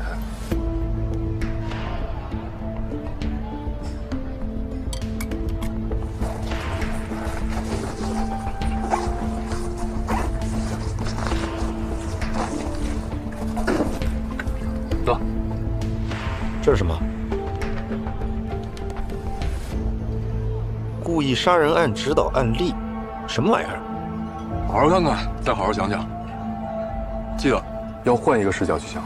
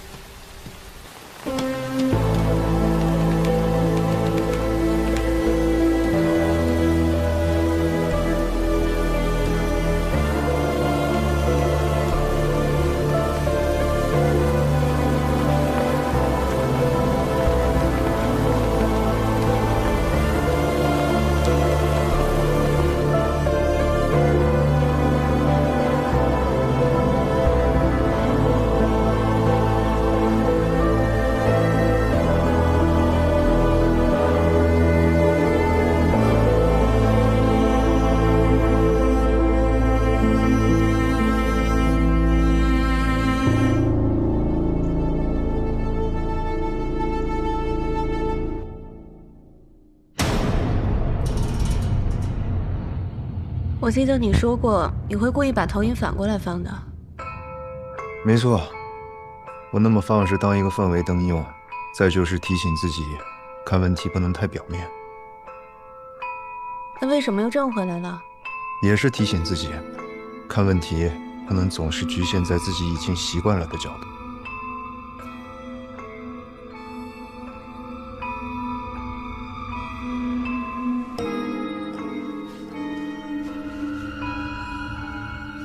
要不要给你打灯啊？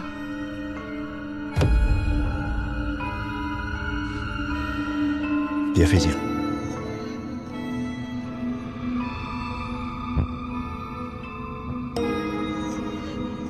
我就是想跟你说一说我的推演。什么推演啊？你的。我的？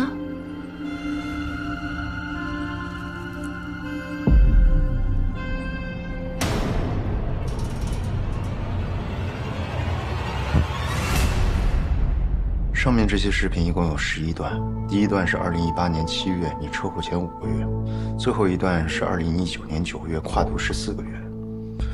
中间有1个月你在医院，那段时间没有，也就是说，基本上1个月1次，连你坐轮椅之后也不例外。这么看来，曾杰还真是个禽兽。这些视频上面都有日期，于是我查了一下家暴之前和之后。发现总共有4次，在他打完你之后，你们俩像没事的人一样。比如，18年的10月21号，他打完你，第2天你们就一起参加了一个活动，盛装出席。再比如18年9月2号，早上打的你，晚上就能在你的朋友圈看到跟他还有别的朋友一起吃饭聚餐。表面夫妻吗？演生活而已。我总不能像个祥林嫂一样到处找人哭诉吧？我相信，但是还有另外一种可能，你要不要听一听？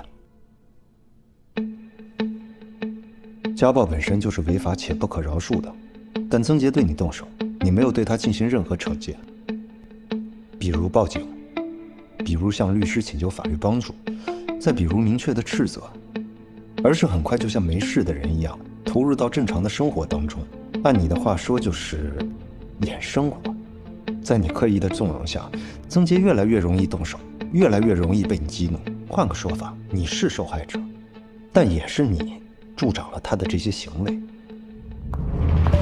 哦，对了，今天买了个包，这2年奢侈品都是涨价的，保值，比你的那些瓷器要保值。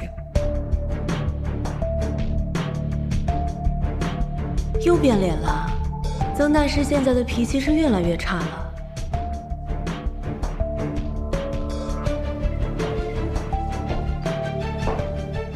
怎么，又想动手了？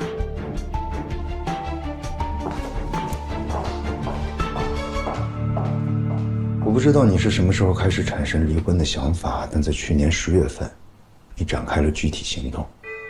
你很清楚，只有掌握了曾洁出轨的证据，才能最大限度地保护你自己的财产。于是你花了一点小钱，找到了愿意勾引曾洁的人，而正是因为中间人找了刘威，1年后我才牵扯进来。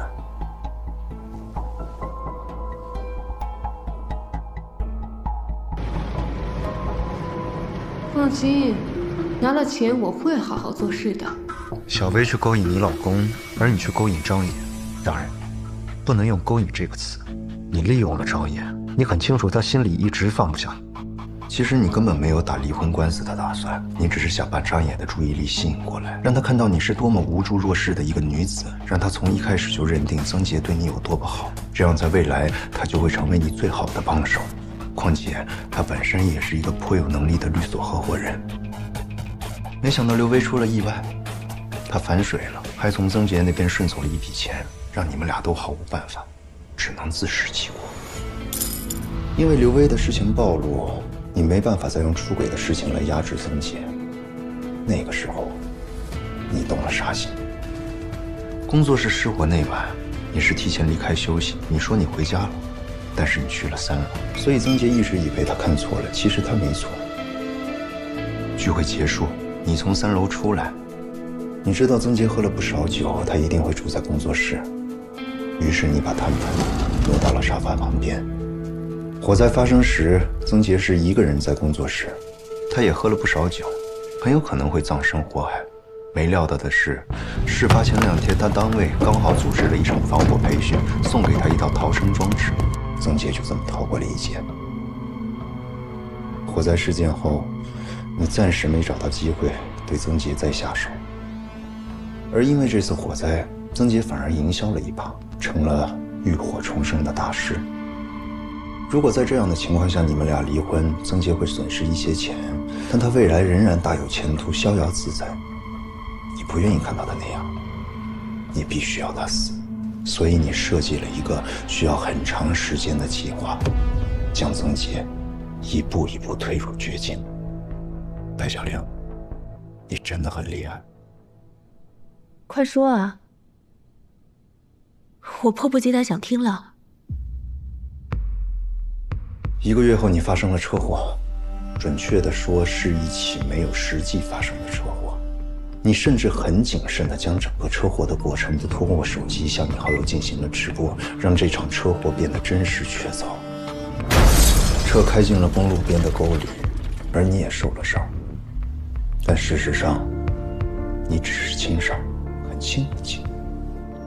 轮椅是真的，但你残疾的腿应该不是。真希望不是。好，那我就说说为什么不是吧。我找到一份2手车交易鉴定报告，鉴定的车就是你那辆事故车。啊，你看这个呢，就是去年卖的，2天就卖脱了。车主呢是个女司机，开到马路牙子上去了。除了发动机的盖子，还有底盘有一点划伤。车况啊，好得很。车主价格开得非常低啊，估计呢是遭车祸给黑到了。刹车没动过？刹车？刹车没动过噻，跟原厂的一样，都还没过保。这车谁送来的？一份鉴定报告而已，说不定我是错把油门当刹车了呢。不会的，你知道不会，我也知道不会。那场车祸根本就没有让你残疾。你在医院躺了1个月，跨了个年，期间张野还去看过你，坚定了是曾洁要害。真精彩，继续。出院后，你的生活就变得简单，当然，是看上去的简单。基本上每天下午你都在咖啡厅看 QQ 阅读器，会去菜市场买菜。因为你是一个坐着轮椅的美女，所以菜市场的人很快都跟你熟了，知道你喜欢吃鱼，你老公喜欢吃肉，都觉得你身残但乐观，又极其贤惠。实际上，曾洁很少回家。你买那些肉，就是为了给人留下一个残疾、顾家、对老公好又贤惠的印象。这些人都是你培养的证人，在之前网络舆论发酵的时候，他们也都积极的上网发帖转帖支持你。那些肉，你都拿去喂了流浪猫、流浪狗。跟踪过你。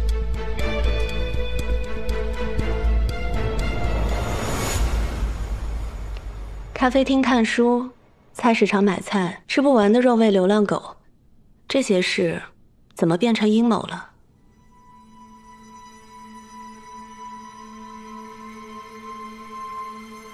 熟悉吗？这些都是你电子阅读器里曾经收藏的书啊。搞错了吧？我平时看的大多都是小说，可惜我的阅读器丢了，不然应该拿给你看看。丢了没事的，只要你的账号还在，收藏记录也全都还在。大灰灰，你这么做，难道是在怀疑我吗？是。我想说的还远不止这些。你出院后半年内，前后网购了6把大马士革水果刀。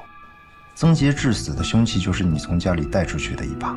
当然，案发前你很好的解释了是曾杰自己塞进行李箱，还专门在服务员面前留下了证词。买这么多把刀干什么？是因为你在选最合适的，同时也在做练习。我还买了12把西餐刀和2套整组的厨房用刀。那些没有水果刀更方便携带啊。有道理。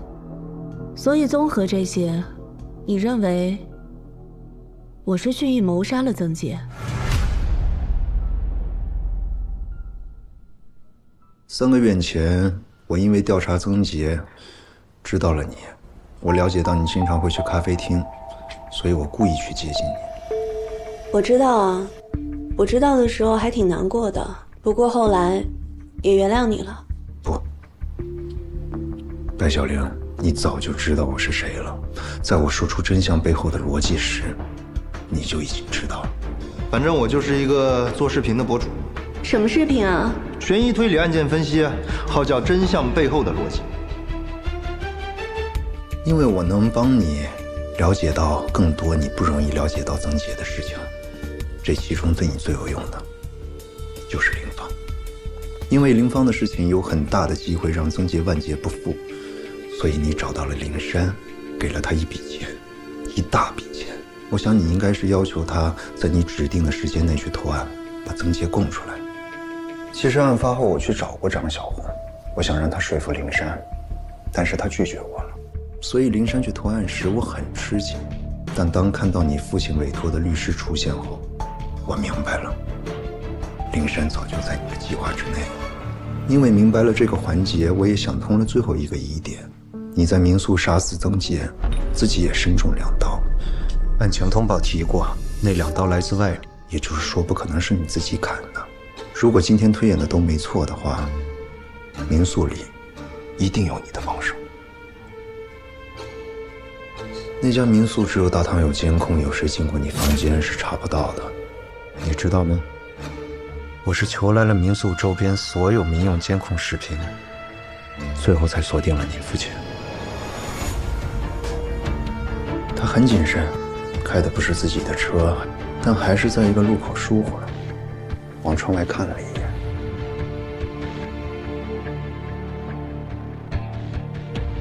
讲完了？说完了。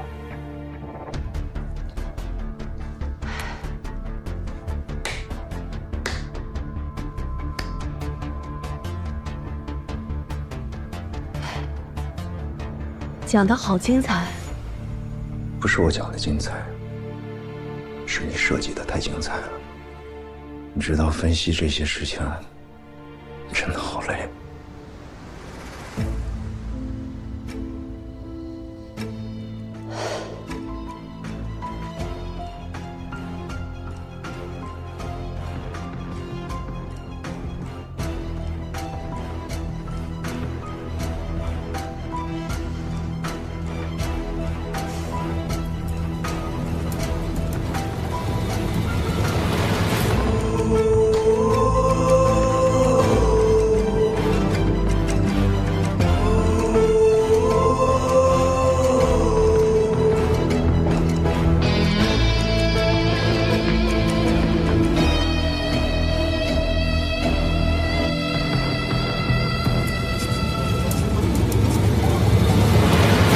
大灰灰，你真的很厉害，基本上都被你说对了。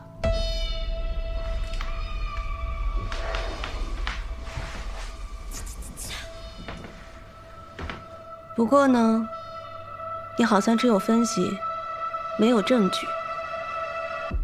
我不厉害，我只是个业余的，厉害的是专业的。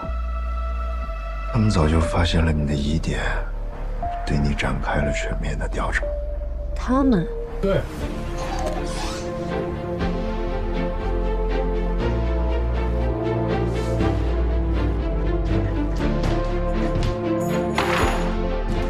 白小玲，去自首吧。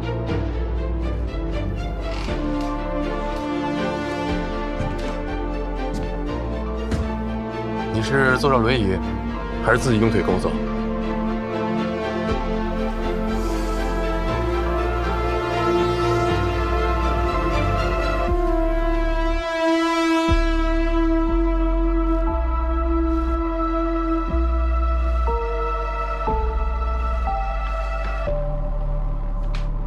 大灰灰，可惜了，今天还没喝到你做的咖啡。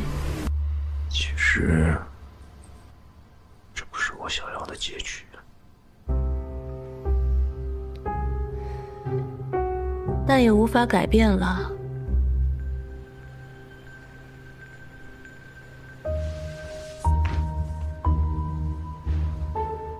可以改变，而且我希望能改变。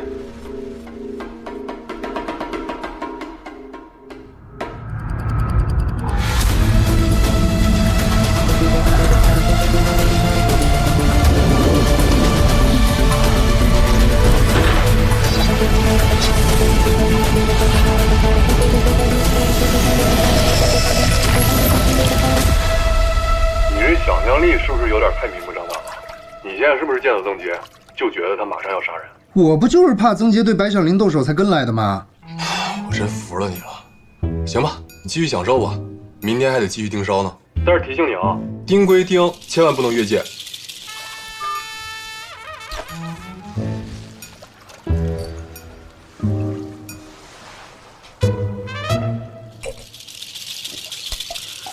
哎呀，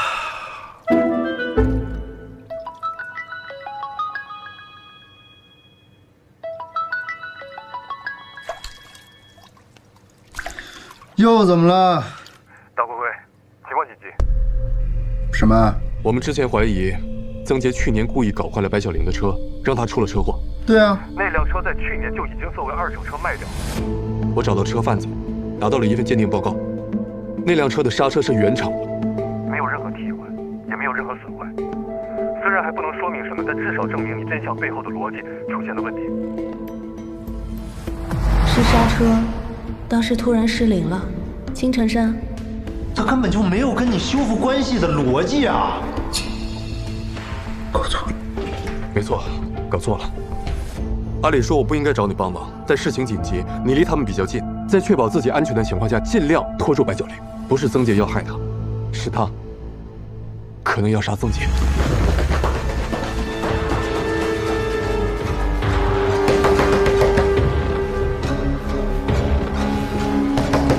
听到了？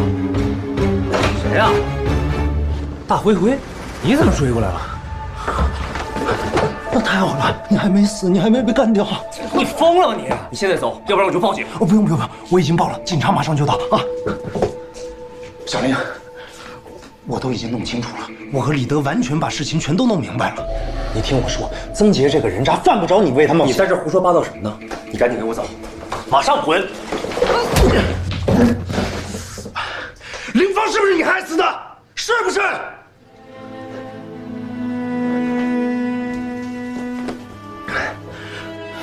你听我说，我们要从林芳入手，让法律去制裁曾杰，而不是为了复仇让自己去犯法。小林，我知道你过得很辛苦，这一年来你忍受了很多事情，过去这些事情都是你一个人在做，但是现在不一样了，有我，有李德，有张野，大家都在查，我们掌握的证据和线索已经足够。听我的，咱们别犯法。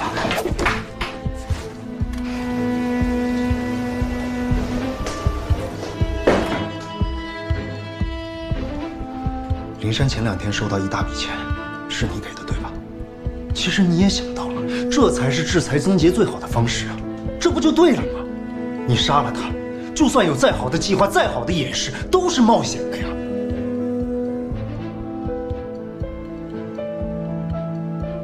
李德想查到去年曾杰让你出车祸的证据，他查到你那辆在车祸后的二手车鉴定报告，你很清楚里边是什么内容的。你的车子其实没什么损坏，刹车也完好无损，在车祸前那辆车子根本没有什么问题，车祸并没有伤害到你，你的腿没有残疾。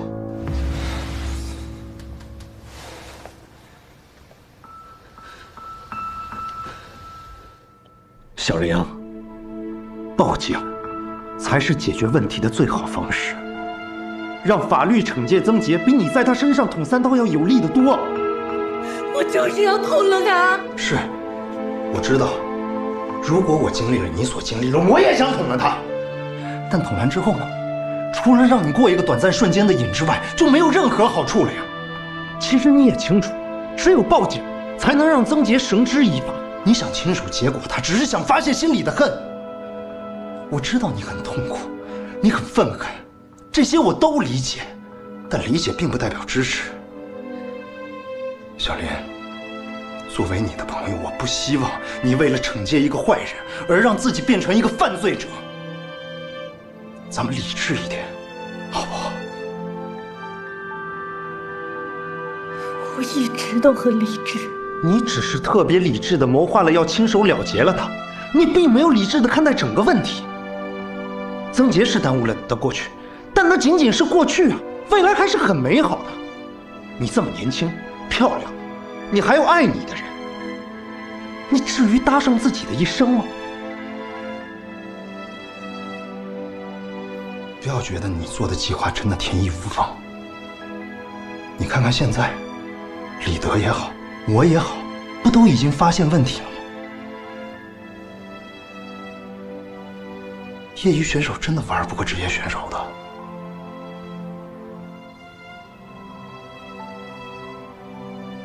我知道，你的父亲现在正在某个地方等着你。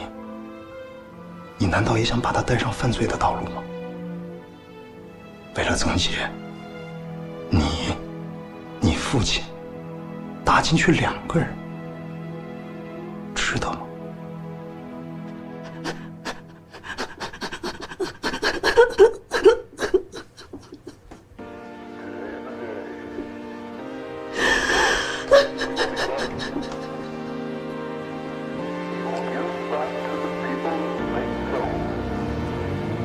相信我，这是最好的结果。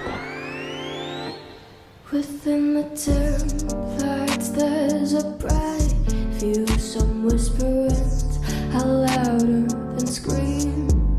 The drowning sea is not the sky and dark blue in this world. You'll never see through. Cut off that annoyance. I'm in my enjoyment.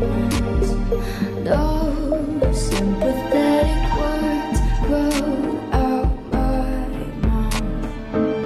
'Cause once you start, you can't recall. Soon I will hypnotize the sour look in your eyes. Follow my instincts, don't fall behind. The story now's been told. Question the words, my soul. Don't you feel it's running from your throat?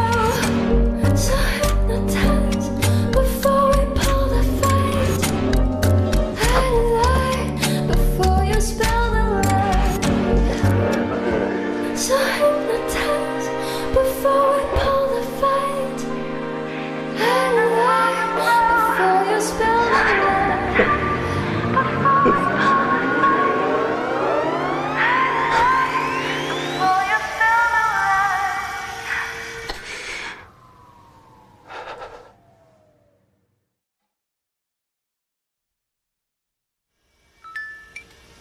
娟儿姐，我张野跟您汇报一下，曾杰那边差不多了啊，判还没那么快，但是已经是板上钉钉了。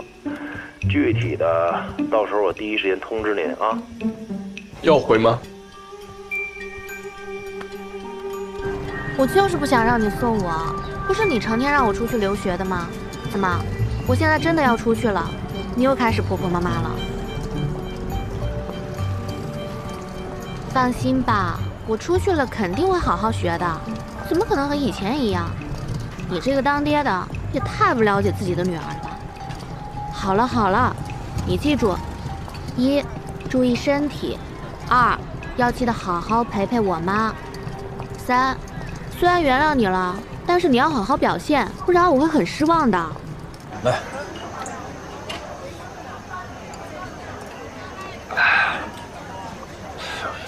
这个曾杰啊，自己都记不清把任林芳埋哪儿了，挖了20几天才找着，最后通过 DNA 比对，跟林珊才确定是林芳。曾杰判了没？哪那么快呀？看守所里关着呢，他现在是过街老鼠，肯定轻判不了。哎，那林珊呢？林珊敲诈勒索，还有是在不确定的情况下包庇的。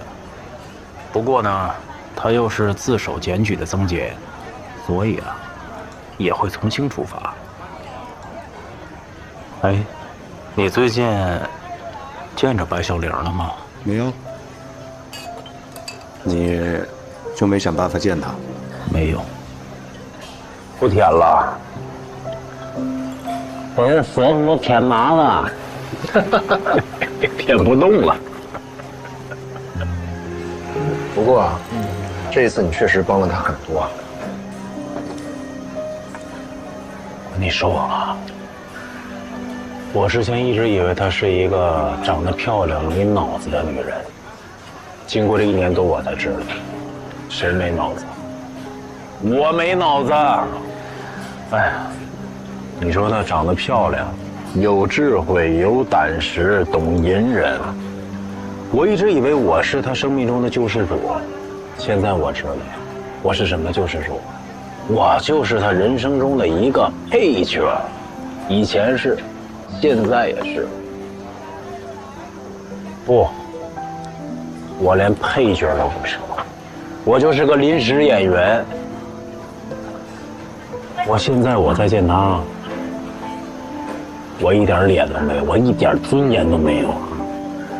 野哥，你以前也挺没尊严的。来来，兄弟，你说这个话，你在扎我的僧，知道吗？我的青春啊，也算画上句号了。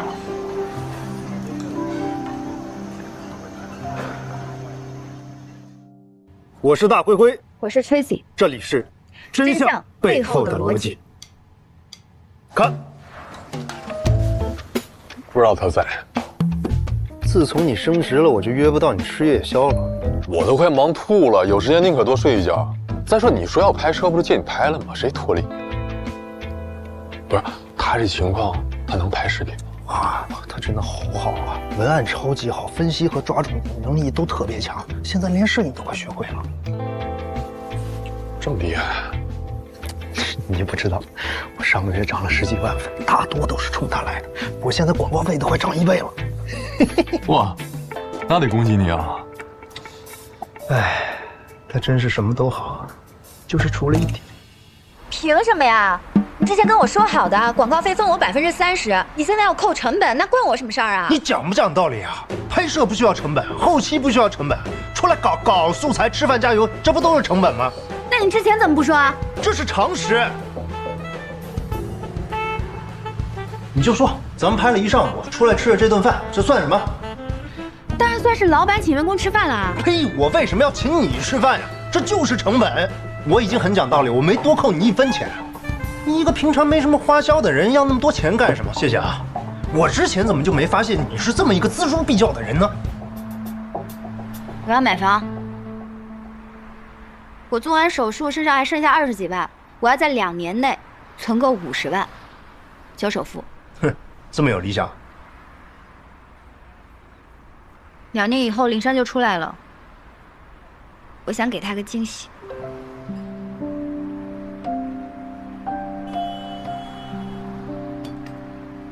干嘛去啊？上厕所。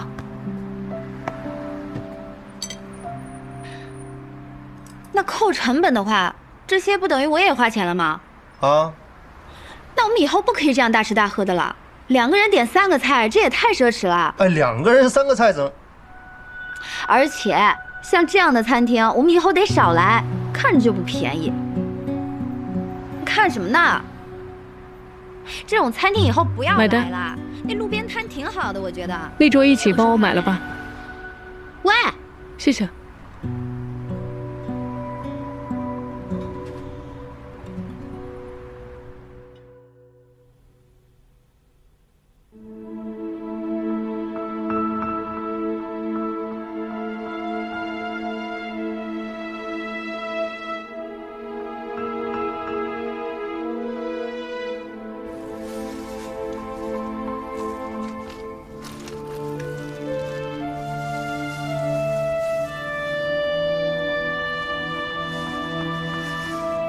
那个莫来家是新来的，还考上了超农大学的哦，他专门来挣学费的。